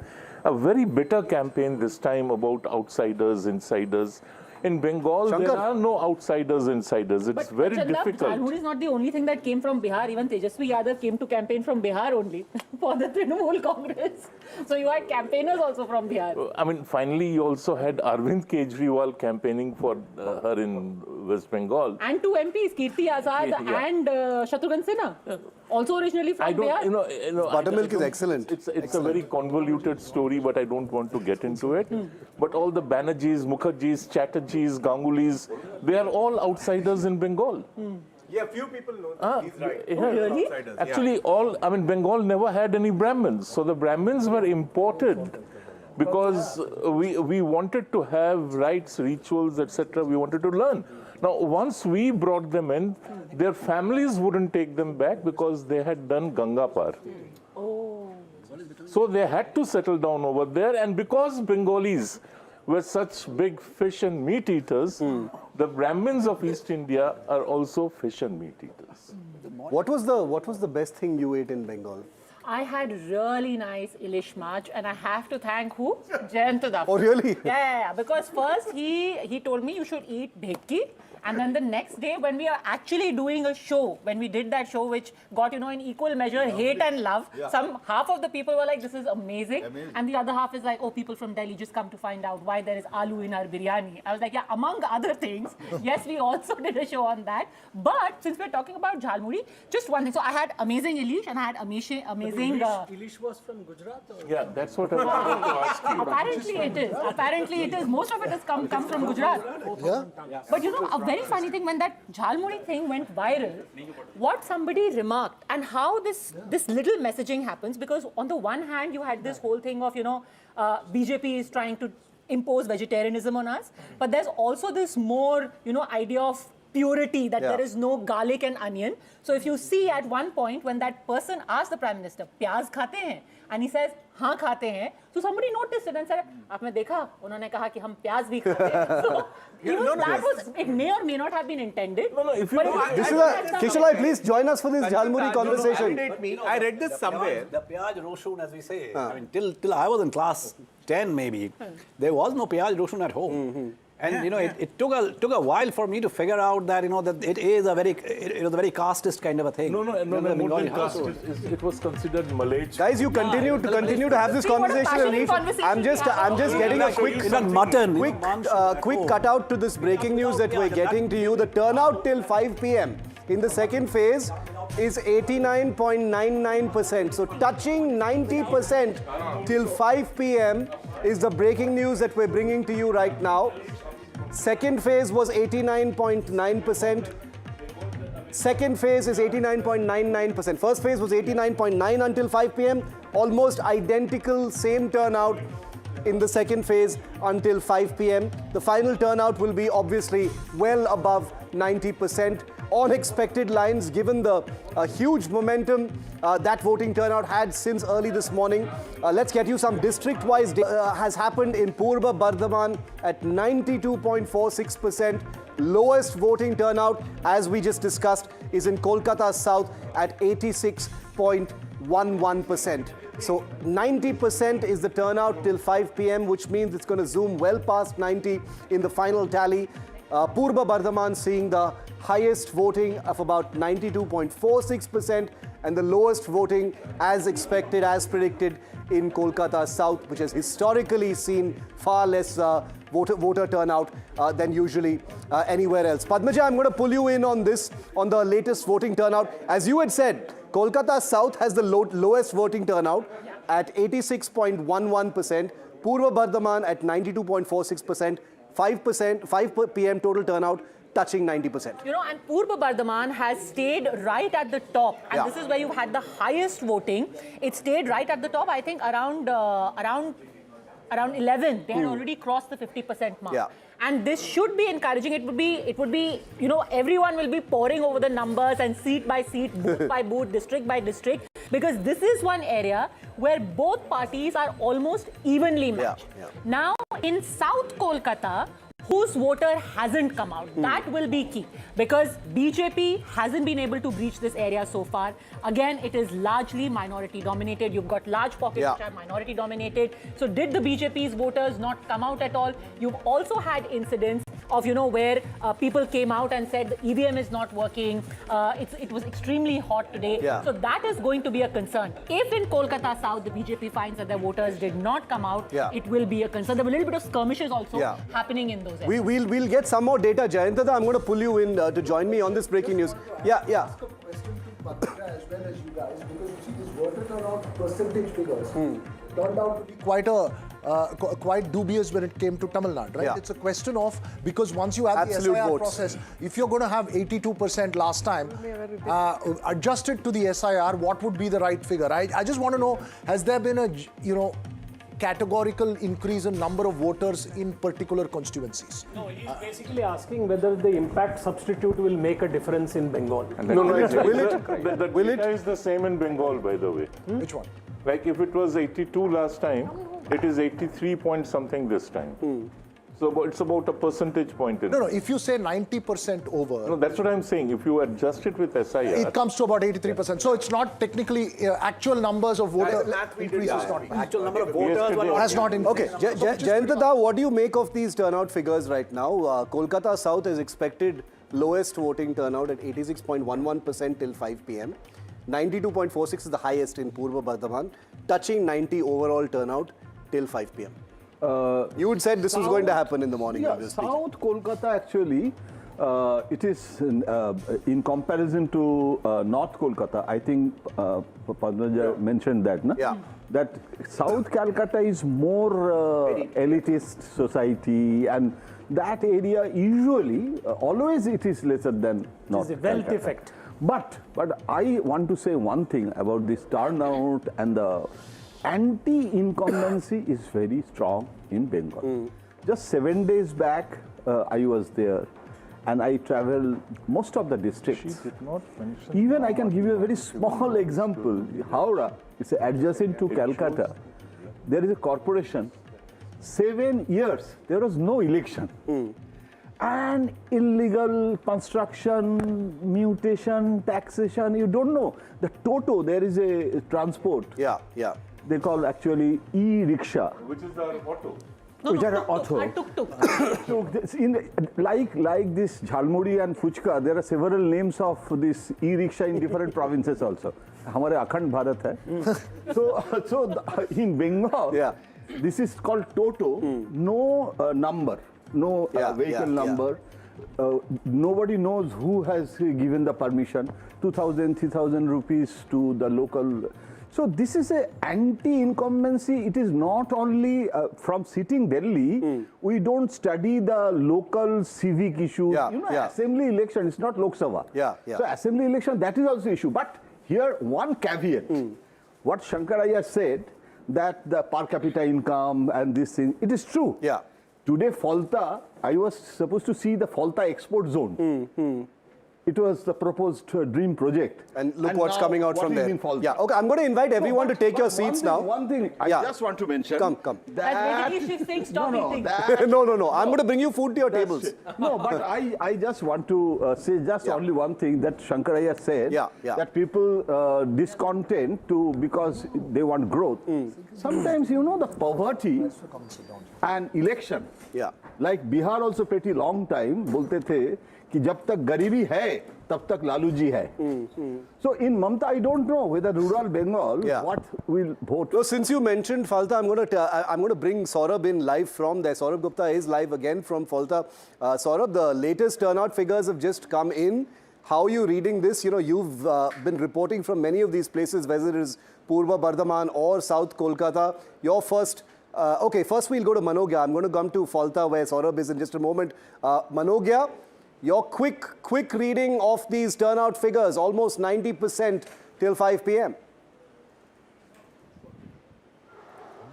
Well, in one word, I would say historic, and in 3 words, it would be power of people. That's what the people of Bengal have shown, that when it comes to writing history, they can do it in any ways possible. And with this, you can also expect that this entire mark would cross not just 90%, but might just cross 95% also in several constituencies. That itself gives you an idea on the quantum of voting that we've seen. It could be a reason, SIR.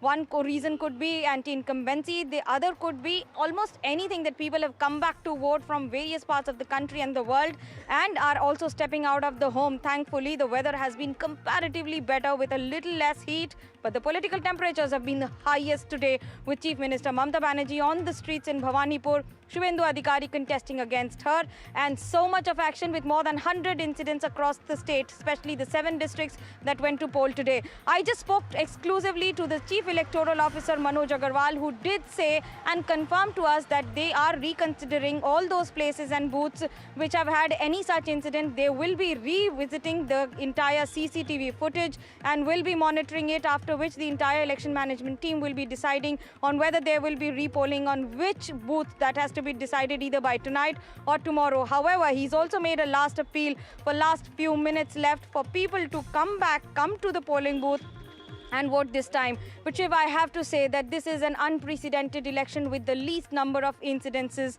and violence that we've ever witnessed in the history of 25 years of my at least work in the East, and especially this election also writes the highest number of electorate voting. Manogya, everyone values the fact that we have someone like you on the ground telling it like it is and bringing us that live, raw information, from this battlefield just as polling ends. Anyone have a quick question for our ground report? Shankar Iyer has a question for Manogya. Yes, go ahead, Shankar. Manogya, which constituency has recorded the lowest turnout in this phase? Kolkata South Kolkata, right now. No. Up until 5 p.m. I'm very sorry to say, but it is South Kolkata. That seems to be the least till now. Yeah, Manogya. And the urban areas, especially Salt Lake, Rajarhat and South Kolkata, primarily the Rashbihari and other constituencies which are considered to be the upmarket areas, are the ones with the least on the voting percentage as of now. So Rajarhat Gopalpur has 82.18. And Howrah, if you could quickly tell us about Howrah as well, because that is in North 24 Parganas, a stronghold of the TMC, and 94.5% turnout in Howrah. Manogya. Well, and this is still this time. So the constituencies that I was saying that will be witnessing more than 95%, there will be many constituencies who will be competing amongst each other to find the first place when it comes to 95%. It's like an ICSE or a board exam going on. This should with make all the the TMC very happy, because this means that they have been able to mobilize their voter. This is really their seat, and 95% people coming out here. And historically, correct me if I'm wrong, historically... One second, guys, 1 second. One last question before I let Manogya go, because she has to go and wrap up the polling. Yes. It's a Muslim-dominated area. Why lower turnout? That is a mystery for me. Why the lower turnout in Iqbalpur, Manogya asks Jayantada?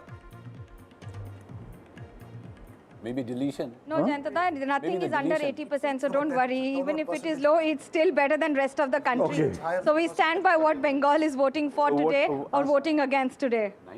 Okay, Manogya, I'm going to let you go for the moment. Thanks, Manogya, for getting us that breaking news. We'll come back to you in just a moment. Our team is still there out on the ground. Our panel also needs to focus on the areas outside Calcutta, because that's where the real bellwether seats are going to be. Now, in this phase, there were about 25 seats which are less than 6% swing. A 6% margin means a 3% swing will do them. Okay. Now, 6 of them, where the BJP trailed and the Trinamool one, are in Purba Bardhaman, where we are seeing a 92.4% turnout. So I think the real story may lie in the periphery outside Kolkata from the turnouts. Exactly. But that's what I was actually asking, even the low turnout thing. But also, say in a constituency like Salt Lake, which was a Trinamool Dada stronghold. And you had the wonderful doctor from BJP, if you have a low turnout, it means that he has not been able to mobilize his vote. Vasudha? Shiv, I was talking to my in-laws about conversations that are happening in Saturday Club, Tolly Club, the club culture. Vasudha is a Bengali bahu, by the way. Yeah, so what they say is that there is one Kakima, one J2 who's now ready to vote for the BJP. So the conversation in the clubs is also changing. Kanchana, isn't that happening now? Slowly, steadily that's happening, but still I do feel that Kolkata may not be completely ready to vote for the BJP, but the conversation is changing somewhere. No, Vasudha, you would be surprised. The upper crust Kolkata, which was the Boxwala Kolkata, was traditionally Congress supporting, a Congress supporting class, Congress voting class. And even when the CPM came to power, and actually when Jyoti Basu first comes to power between 67 and 71, that is when they become stronger in their commitment to the Congress, because they see Jyoti Basu as a threat. And subsequently, from 77 onwards, they remain committed to the Congress, and that is why the Congress always did well in the Calcutta urban seats. And it was only subsequently when the demography changed. And you started having, a large number of Muslim voters in 100% Hindu neighborhoods like Lake Market and all. That is when the voting pattern also changed. I love it when we get deeper and deeper into each constituency and seat, because that's when the mood is really flowing, and it's going to get much more. It's going to get much more layered, because we're getting closer now to the exit poll. The end of polling is looming right ahead. Just a quick reminder, 6:30 p.m. is when the first exit poll data will be out. This incredible panel and even more guests will be plugging in. Rahul Kanwal joins to lead the coverage in the run-up to the big exit poll data that kicks off right after this very short break. Come right back to NDTV's special 5-hour broadcast right here.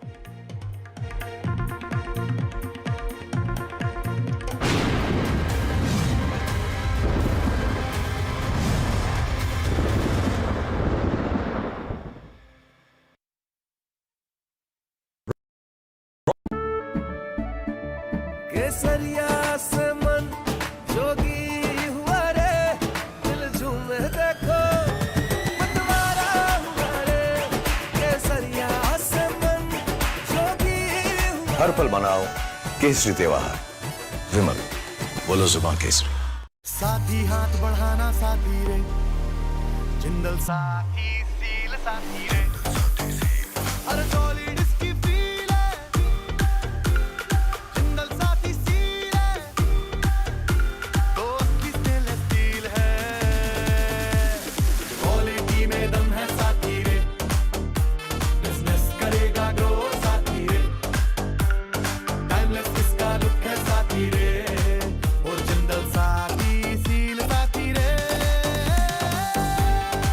साथी seal है तो असली stainless steel है। तो जब भी आप stainless steel pipes and tubes खरीदें, जिंदल साथी सील जरूर चेक करें। Jindal stainless, India's leading producer of stainless steel.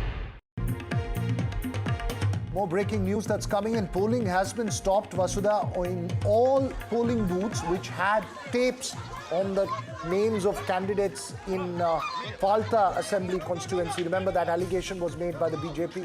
FALTA is a constituency in South 24 Parganas. It's considered the bastion of the TMC. Remember, the electoral manipulation allegation was made by the TMC today. Amit Malviya led that charge. He is the ID in charge and also the co-in charge for the state of West Bengal for the BJP. Manogya, my colleague, joins us with more details on this. Manogya, is there a chance that these constituency will be considered for repolling? Where has this happened? Because there is this allegation that there is a Diamond Harbour model that is being practiced. Well, we confirm on that. We have spoken to the Election Commission sources and they have of BJP being taped, especially in FALTA and surrounding areas. The polling has been stopped since afternoon, and since it is not feasible enough to use those EVMs again today, till the time more are replaced and many more complaints pouring in, so there will be repolling on these polling booths, which includes primarily the FALTA Assembly constituency.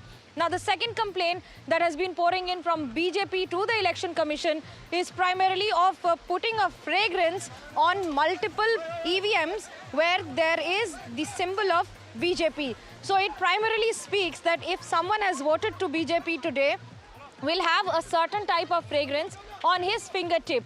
And that could be a reason for more violence or more attacks on people who voted to BJP. The Election Commission of India states that they are also considering those repolling on these polling booths, if at all, if it is proven the way it has been alleged. Now, there are even more allegations of violence in multiple areas in North 24 Parganas, in South 24 Parganas, even parts of Nadia, in Tehatto, and also including parts of Hooghly as well as Howrah, and of course Bhabanipur, where we've seen lathi charge being resorted to by the officials who were deployed there. But as far as repolling is concerned, primarily only these two criteria are being considered by the Election Commission of India, but also given to understand that there is massive deployment on ground till late evening today on all these polling booths to ensure that there is no untoward incident, at least post the evening or post the sunset. Manogya, can you give us a sense of the number of polling booths where this will be affected by the Election Commission? Because that could, in a sense, denote the scale of this issue. Well, primarily the complaints have come for more than 5 polling booths. That itself will have an impact on a magnitude of at least 5,000 voters if we consider per EVM or per polling booth 500 to 800 polling voters on these booths. But given to understand that especially in South 24 Parganas, where people are voting in maximum numbers, and also there is a certain type of population that has been there in FALTA and South 24 Parganas or even Bhangur, you could expect repolling within a few days now. You know, FALTA has been in the news for the last few days, especially with Singham Ajay Pal Sharma. He is this UP cop who has been making news there. And FALTA is also known for Jahangir, you know, the TMC leader, who is also seen as someone with a lot of influence. Why is FALTA the epicenter of all electoral activity this time? Well, it has had a history of checkered past of having too much of violence in that area. Remember, Bhangur has also been having a checkered past of having too much violence in the past, but there the competition is between TMC and ISF, but here the competition is between BJP and Trinamool Congress. So the fight are different in two assembly constituencies despite being in the same district. This region is known to be the Trinamool Congress bastion, having more than 30 seats, and the second when it comes to a single district. So if the entire North Bengal comprises of 54 seats on an approximate basis, the South Bengal with just two districts, North 24 and South 24, crosses almost 60 assembly constituencies. That itself speaks of the power that these two districts enjoy when it comes to the political scenario of the state. Both of them have had a major minority population. Both of them have really tough international borders.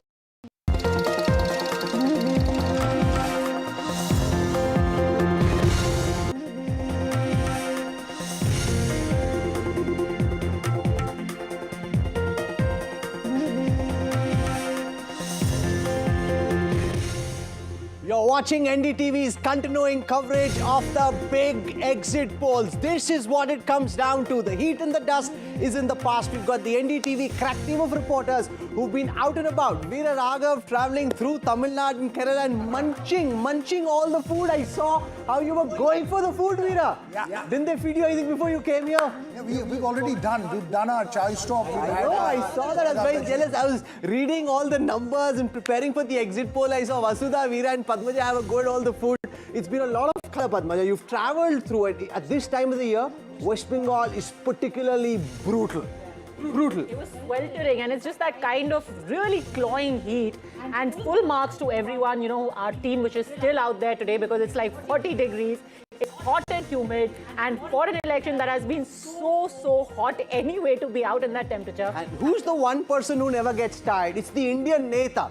Because when there's an election on, he's charged. He or she is charged as charged can be, Vasudha. Because for them, it's a matter of life and death. For us, it's a learning experience, it's the, you know, the occasion of being out, covering the election. But for them, it's their life. Absolutely. But you know, there's one Neta in Tamil Nadu who's still going to all temples, right? So he's not stopping to work. So Netas are of different kinds. He's created enough of a flutter and lots of uncertainty in the minds of politicians across Tamil Nadu. Absolutely. That's right. One's gone cycling, another's gone to temples, the other is saying 150. I think the takeaway in Tamil Nadu is all three sides are expecting plus 150. So delimitation's already happened.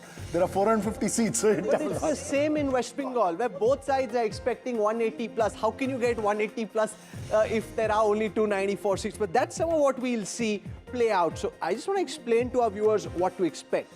We have the results for the exit polls for Assam, Kerala, Puducherry. We can't show them to our viewers just yet because EC bars us from doing so before 6:30. So we'll wait till 6:30 p.m. We'll start showing you the numbers. Polling in West Bengal is still on. You actually have people in the polling booths, and therefore our poll is not complete. So we'll be showing you the results for West Bengal tomorrow. However, there are some other polling agencies that have put out their data for West Bengal, and that will be coming out. So we'll be showing that to our viewers later in the evening. Let me introduce you to our guests joining us in the studios. We'll try and get a word in from everybody. Welcome. Kanchanda, I'll start with you. What are you picking up from West Bengal Phase 2? Didi is looking angry, upset, BJP complaining. It's hot, humid, and everyone's really angry. Hello, Rahul. It's a very interesting day because for the first time after a long time, one got to see Mamata Banerjee in a meltdown mode. The way she was talking, you could see it on her face, her body language. It was as if she's confronted. Finally, she's sort of internalizing the reality that the TMC is being voted out in Bengal. And the extent of the defeat, of course, depends on the final count. But if you look at the sheer turnout and the consolidation which has happened, I can't see the TMC winning this election or the BJP losing this election. Jem, look at the voting percentages in the second phase as well. 89% voting already recorded, and there's still time to go before polling concludes. There is history in those numbers. We can't be certain of what history it is, but there is history being written in those numbers. Absolutely. And I wouldn't be surprised if the calculations which we did for the phase 1, where we actually did, what a scenario if there was no sir, and it was still the same turnout at last time, we might see the similar trend in phase 2, maybe a slightly higher turnout. Just to update our viewers, and a lot of panelists were also excited about what's happening in Kolkata about the turnout. Kolkata South is actually, Padmaja, inching up closer to Kolkata North.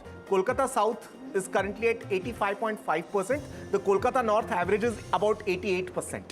So I think even Kolkata as a city, including the elite Kolkata South, is now catching up with the rest of the state. Shankarayya, what do you make of this? Forget the denominator effect for a moment and the rolls being cleaned out because of the SR, but this unprecedented surge in voter turnout, what do you make of this? I don't know. I mean, my thought is this. Is it enthusiasm or is it fear? Because the message that has gone across India since Bihar, SIR and this is that if you don't sort of update yourself, if you're not on those record, you might lose your benefit. Various kinds of conspiracy theories are there. So in Bombay... But what if it is both? On the one side, you've got the BJP mobilizing, you've got the Trinamool mobilizing, both sides equally charged up. And therefore, you're seeing this bigger surge. It's not one side that is mobilizing, both sides are mobilizing. No, on top of that, there is definitely a feeling in Bengal of being left out of the national economic growth story. That Bengalis travel abroad, they travel within India, there are a lot of Bengalis who are working elsewhere. There is a sense that we are missing out on stuff here in terms of the investment, in terms of the growth or whatever. I mean, if you look at Bengal, I mean, the roads, the infrastructure, it's a very clear story that things are not as much as good as. I had a pollster from Bihar who went to Bengal and he said, "Sir, ye to Bihar se bhi pichda hai." And that was a shocker to me. I mean, this guy had traveled all the districts of Bihar and he has now traveled all the districts of Bengal.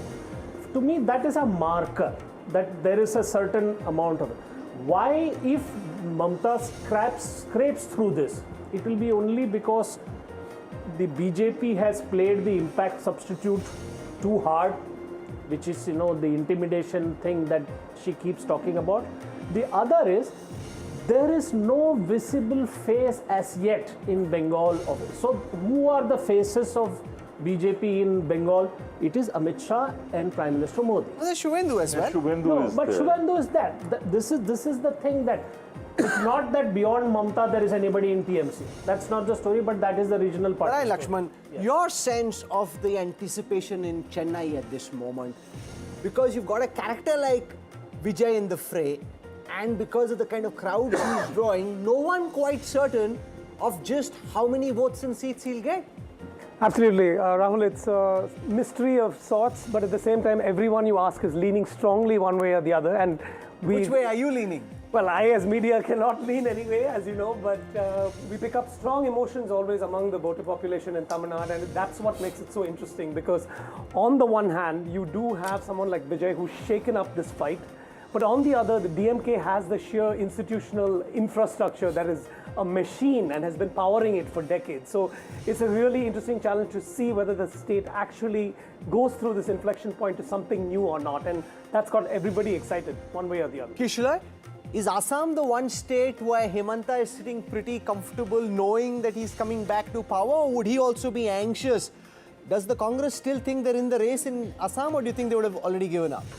No, I don't think the Congress is in the race, but they are going to apparently perform better than what many are imagining, and Hemanta is probably much more complacent than he should be.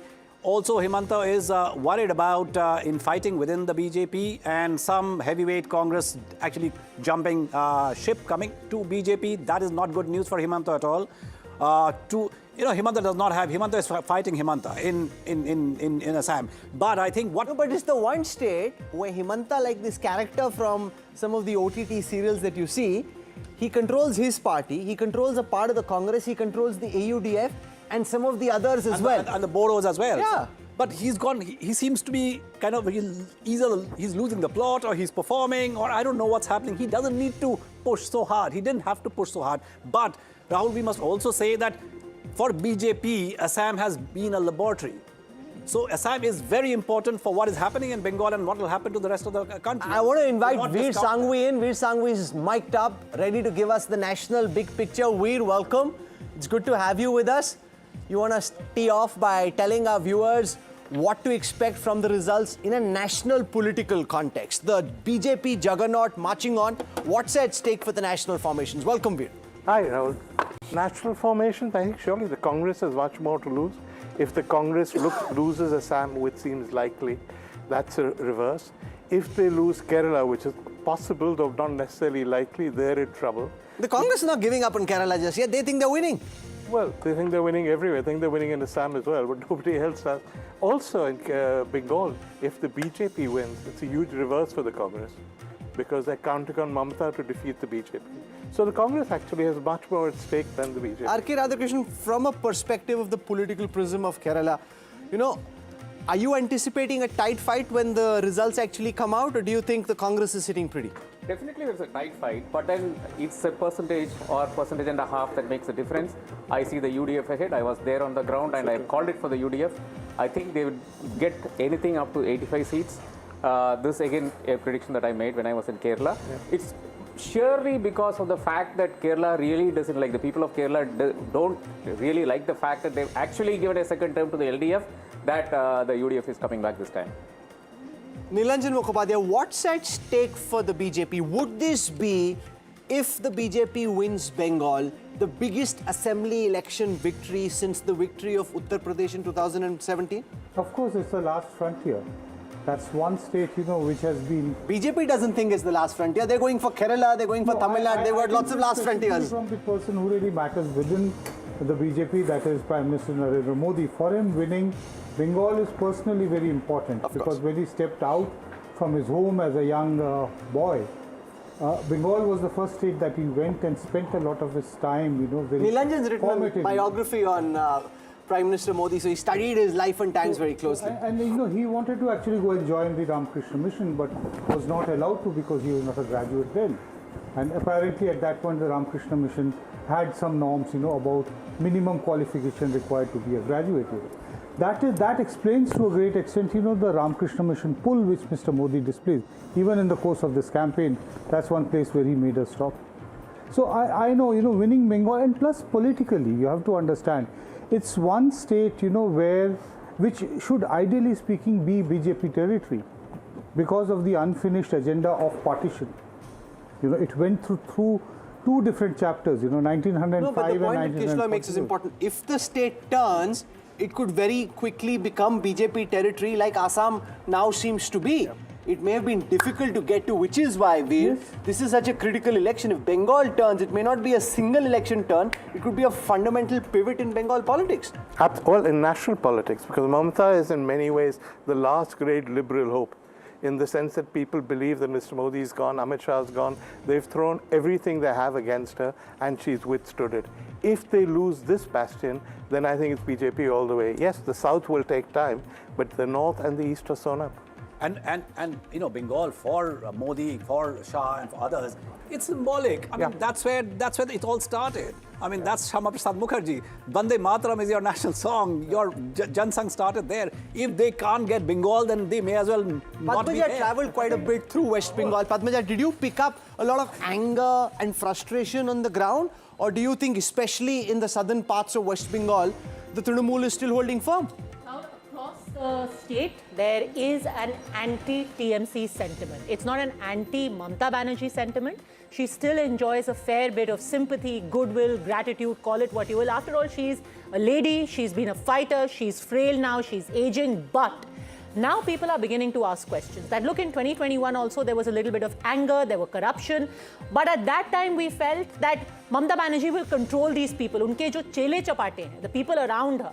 You simply cannot give them a free run and say, I do not have control, because the feeling now is that this extortion, this petty corruption, all of this is allowed from the top. There is a sanction for this coming from the top. Now, whether it's the old guard or whether it's the newer party leadership, but there's a distinct, and it changes perceptions in so many ways. In rural pockets, even where women have got welfare schemes, the benefit of that, they say, we get 1,500 rupees, but then when we set up our, our stall, our tea stall in the market, some TMC guy comes along and says, pay me 5,000 rupees per month. So if you're giving me 1,500 with one hand, but you're extorting 5,000 rupees with the other, what good is it? What good is it if my son, you're giving him 1,500 as Yuva Sathi, but he has no job?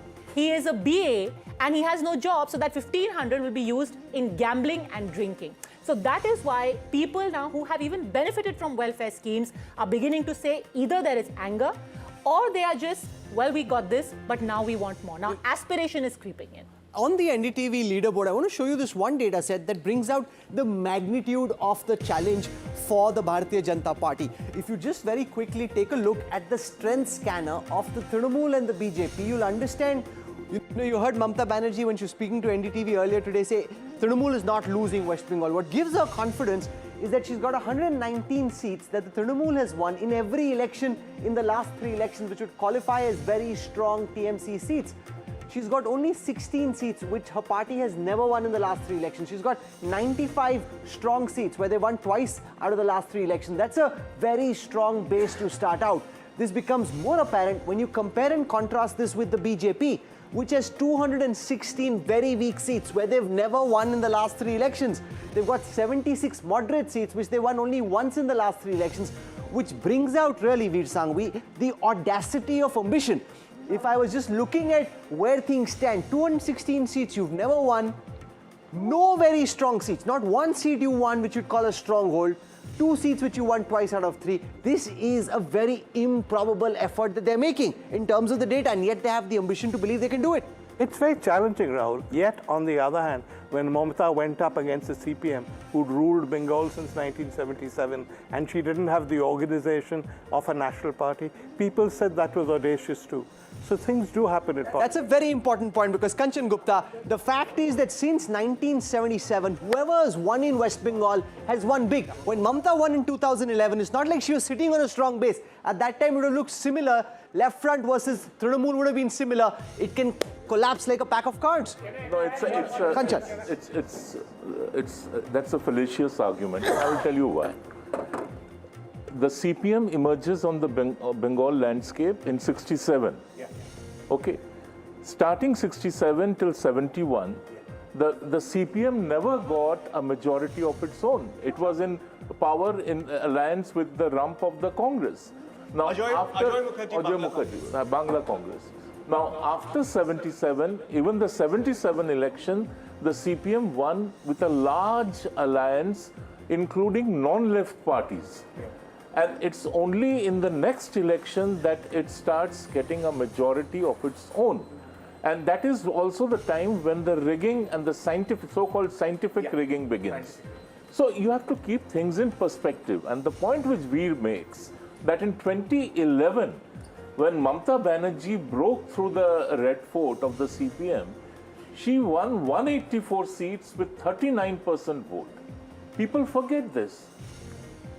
So with 39% vote, if you are winning 184 seats, and in 2011, what the data, what 4 lakh CPM, and you are saying that these are the seats which Mamata Banerjee has consistently won thrice. I will show you seats which the CPM won consistently. Sure, but what the data shows, Jemrog, is whoever typically has won Bengal wins big.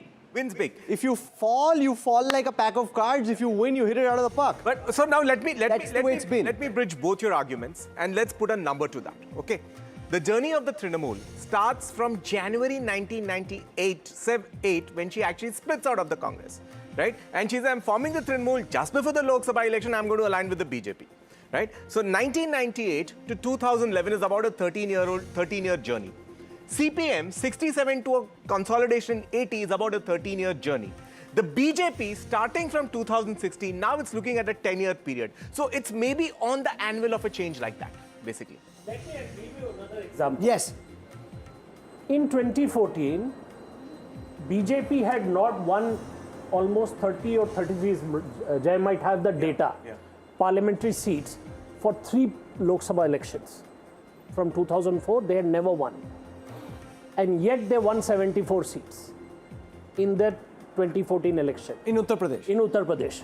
In 2017, this is a party which had never had after Kalyan Singh, had never had a majority, wins more than 200 seats. No, but there is a difference. The difference is that in Uttar Pradesh, the BJP still had a strong presence in all streets. Here, just 2 elections ago, they're coming from 3 seats. So look at how much the party has been able to gain in just the last 2 elections. Let me give you one more example. Yes. Sentiments, okay? Go back to Odisha, 2024. Where was BJP in Odisha? It cleaned out Navin Patnaik's party. That's a very good point. No, but it's been a gradual process. They start with 2 Lok Sabha seats in 2014. Alliance, one this thing. Then they go to 8, where they become the opposition party in 2019, and 24 they take the state. In Bengal, the point that both of them are making is there is a long gestation period. And that gestation period seems to be 13 to 15 years before you finally make, but when you make it big. That's what it's No, but there's a counter argument to this, which is the point that Kanchan made, Nilanjan, which is that this needn't be an election where whichever party wins big. The BJP can potentially... Since 77, every victory has been 2/3 majority. The opposition party has not won more than 100 seats in any election. That's what you're anticipating will happen. No, but I'll complement that with what Kanchan Da was saying, that after 77, the CPM perfected the scientific rigging model. And I'll agree with that as a poll analyst. I think that manufactured those large majorities. But how is that even during the scientific rigging time, it wasn't 94% and this time it's a 94%? No, it has happened. In 2006, after KJ Rao did his own version of Sir, there were so many seats with 92% turnout. No, but at that time, it was the incumbent that did well. Yeah. In 2006, the CPIM did well. The Trinamool victory came in the election after the SIR type environment which was created in 2006 actually at that time benefited the incumbent. So it's not as if it necessarily needs to go Rahul, against I the just want to lighten the mood a little bit. I'll add some trivia to Kanchanda's history. I think he beautifully captured the 67 to 71 period. The CPM was so street smart in its growth during that period. They would keep trouble for the senior ally in the coalition and take ministries where they could actually create trouble for the ally.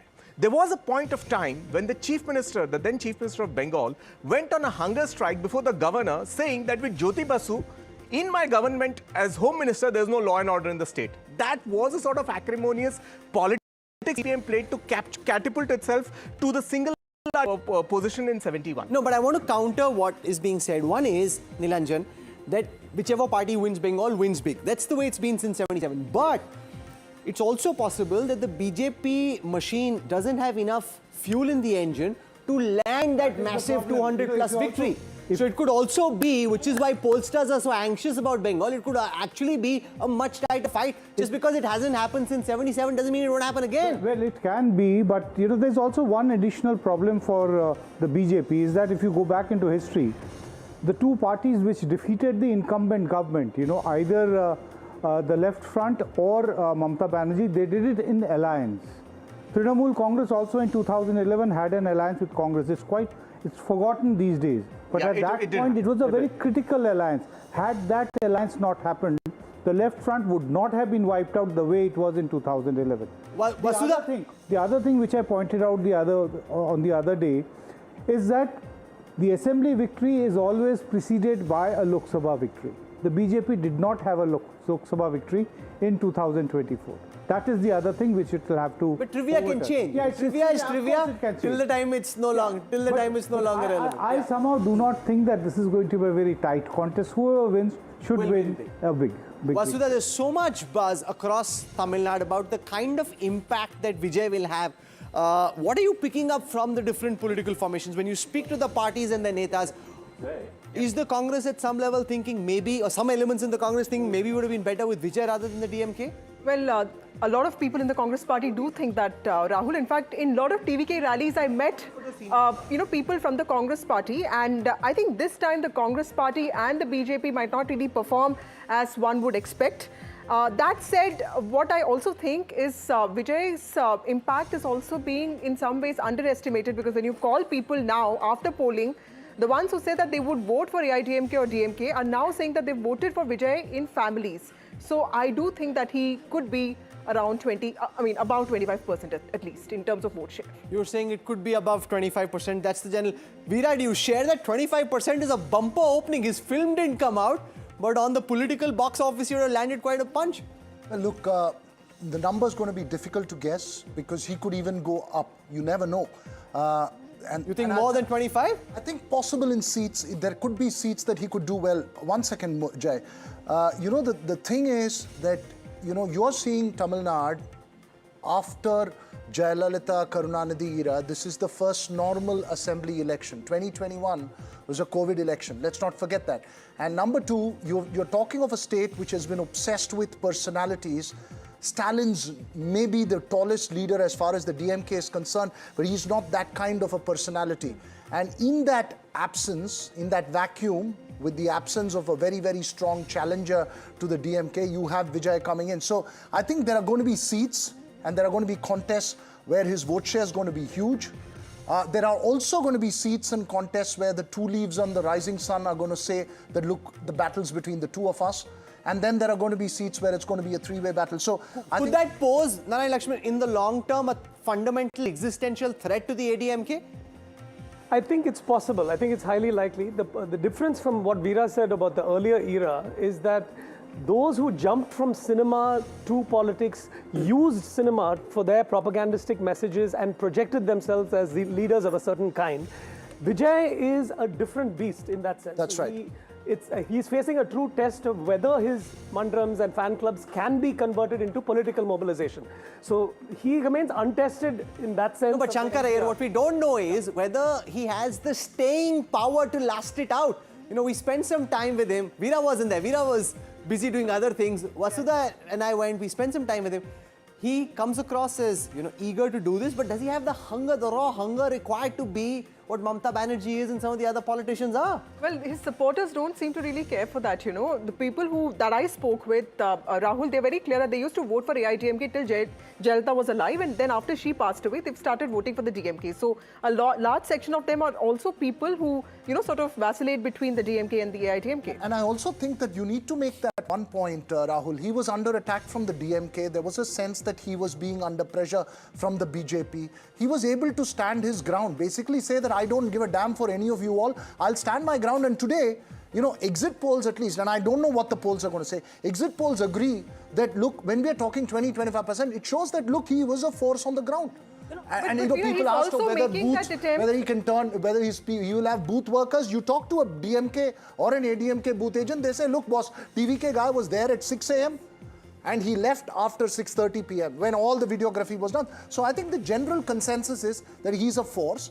And I think... No, but can he last it out? That's the question. That's, I think, meeting all the candidates tomorrow in Chennai, something that the other parties are not doing, is also probably an attempt by him to show that he's very serious about his future in Tamil Nadu. Just a quick trend. It's so funny. There's some commonalities you see, like a lot of commentary about Vijay is that in a household, you will have some younger members saying, we want to give Vijay a chance, and the parents will not be very enthusiastic. They'll want to go for the traditional parties.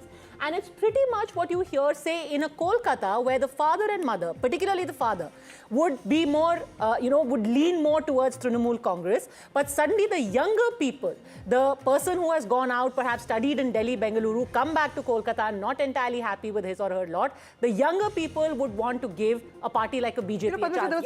There was a very interesting thing that I saw in Tamil Nadu campaign this time. In Ananagar, the DMK candidate reached out to a household and he directly went and spoke to the children and the youngsters first, you know, because I think that's also driving the sentiment. Mr. Radhakrishnan, do you agree this age split between younger people yearning for an alternative and the older folks wanting to stick with the tried and the tested? Yeah, generally it's that's a known thing because you see a lot of young people running behind Vijay's vehicle. So we tend to assume that that's the fact. But other parties also have young people and they put up young candidates as well. So there is this committed vote bank, both ADMK, DMK, all of them have younger people. They've tried to promote very consciously young people because of this issue.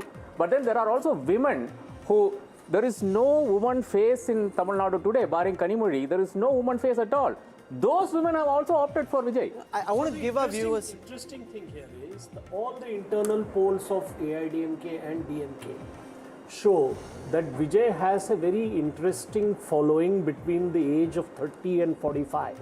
These are people who have voted once to each side, DMK and ADMK, and they are willing to go with Vijay. Also, the kind of mind space that he has occupied and the kind of ideological space that he has occupied has some resonance across Tamil Nadu. I just want to tell our viewers what to expect. 6:30 is when we'll start showing you the results of the polls that we have. We'll show you Assam, we'll show you Kerala, we'll show you some of the other pollsters. Apart from Access My India, we'll show you some of the other pollsters. I have the data, but we want to follow what the EC is saying. So we'll wait till 6:30 and we'll also show you some of the ground polls that are being done by some of the more localized agencies. We give you a sample, T20 style. Instead of the idea really, Veer Sangvi, here is that if it goes right, kudos to the pollster. If it goes wrong, don't blame us. Don't blame us because... I laid an a la carte affair. You pick what you want. So you look at different polls. We'll give you as detailed a sense of each of the polls. We'll go into, you know, the community-wise, gender-wise, geography. We'll do all of that. But we don't want to make it like, you know, people get so emotional that they believe that it's an anchor or a channel or an editor that's taken a particular position. It's a poll. I mean, people went out. I was traveling with Pradeep Gupta in Kolkata, around Kolkata, in the seats where voting happened in the first phase. It's very difficult. Voters are not telling surveyors who they voted for. They're scared, apprehensive, fearful, for whatever reason. They aren't telling you who they voted for. So it's not easy to get this right. He's got Bengal more or less wrong last time, no? No, but he's out of 81, he's got 74 right. That's a pretty decent ratio. Okay, but I'm saying Bengal is a particular problem. It's a difficult election to predict, largely because they don't trust outsiders, they don't talk to them, they go ahead and do what they want. It's also, I find in Bengal, difficult to just go by conversations in Calcutta, which tend to be very, very hostile to Mamata Banerjee. But is that the mood of the state? I don't know. I'll just update on the turnout. Padmaja has always been looking at it. The skew is only about 10%. The lowest constituencies are at about 84%, which is Vidhannagar, Rajarhat, constituencies like that. Purba Bardhaman, the rural one, constituencies like Osgram have got 94%. So it's very interesting. Most urban to most rural, the skew is just 10%. Okay, so we have just about 4 minutes to go. We're loading up the figures for Assam and Kerala, and we'll give you a sense of some of the other figures as well. There is a certain sense of excitement and anticipation, but we're trying to keep expectations, Shankar, very rare. This is a poll, you know, forget the vote, the seat share numbers. I think what an exit poll does, which is what viewers should really be looking at, is how is the spread, you know, what kind of people voted for whom, what kind of castes went where. That is really what you pick up from an exit poll. The important signal you get is the direction Yes. of journey. Basically, this is where it's headed. Then you can piece it to seats, or you can piece it to regions, you can piece it to castes and communities. So it's an interesting way to know what people did. And I want to say also, Rahul, we were talking about the urban vote of Calcutta, how much did it go up to? So the numbers right now are Calcutta South is 86%. 86%. That's what I said. Which is pretty high given Calcutta South's legacy. And I mean, uniformly, whether it is Calcutta South, Calcutta North is 88.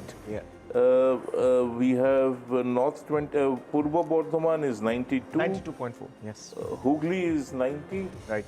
So voting has been uniformly high. The skew is very little, it's not huge. It's about only 10% from the lowest constituency to the highest one.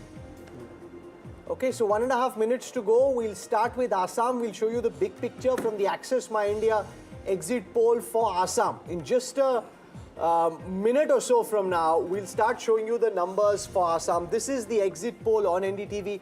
We'll show you the Access My India numbers. As the numbers for the other pollsters come out, we'll give you a sense of what the other pollsters are saying as well. Initially, we have numbers for Assam, Puducherry and Kerala. Tamil Nadu will follow later, and West Bengal will be tomorrow. So in case you're planning...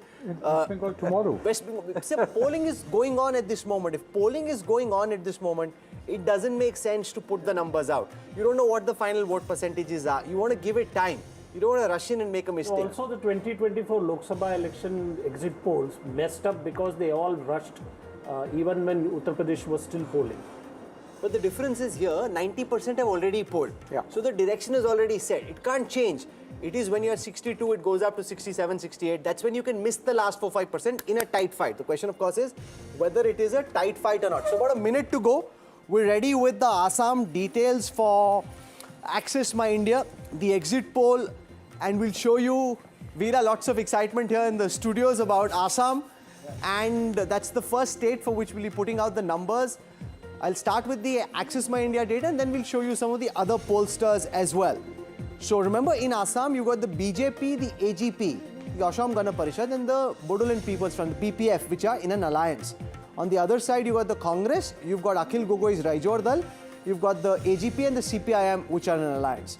So we will show you in just a few seconds from now the Access My India results for Assam, and then we'll show you Kerala.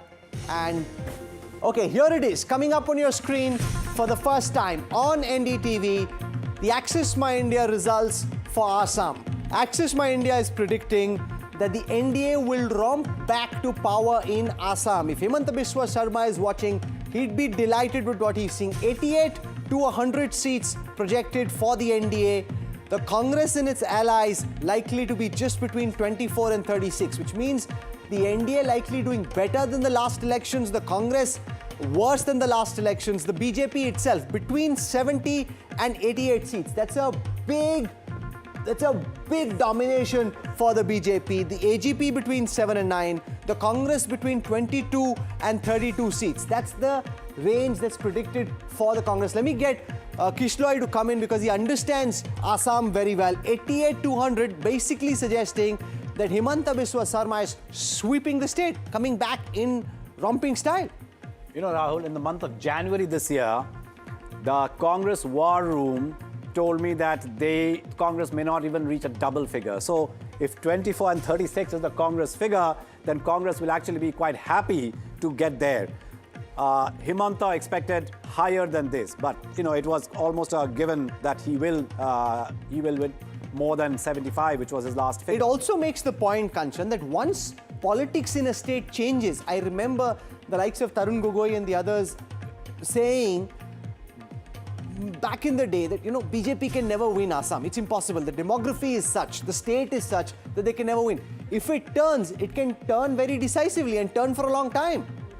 Yeah, that's very true. But what happened in Assam, Congress was the natural magnet for Hindu votes in Assam.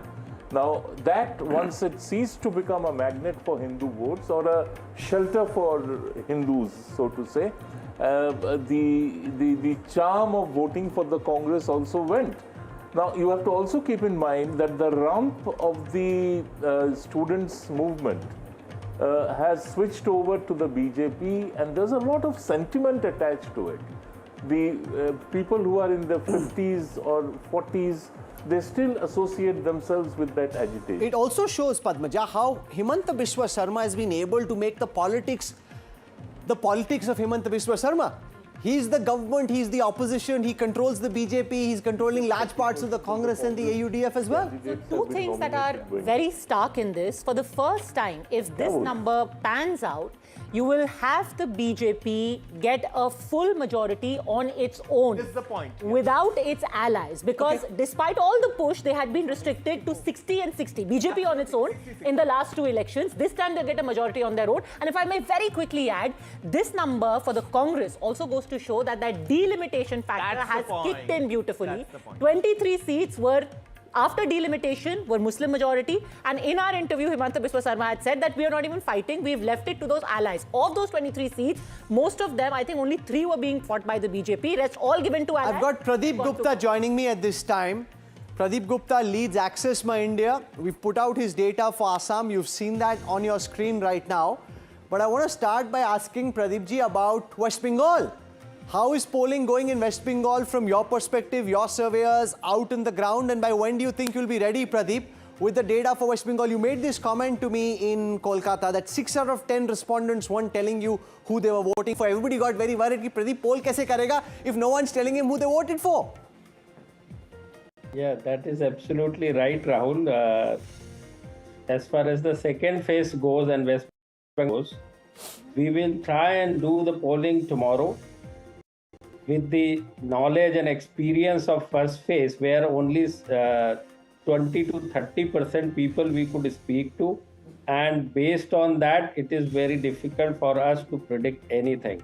So that is the reason why we will try once again tomorrow and try and do the, the premise is that after election concludes today, people may speak out, and that is our hope. And if we are able to talk to them, we will be able to present a good example. Okay, tell us about Tamil Nadu. Veera, Vasudha, both wanting to know what's happening in Tamil Nadu, and a lot of our viewers in the south as well.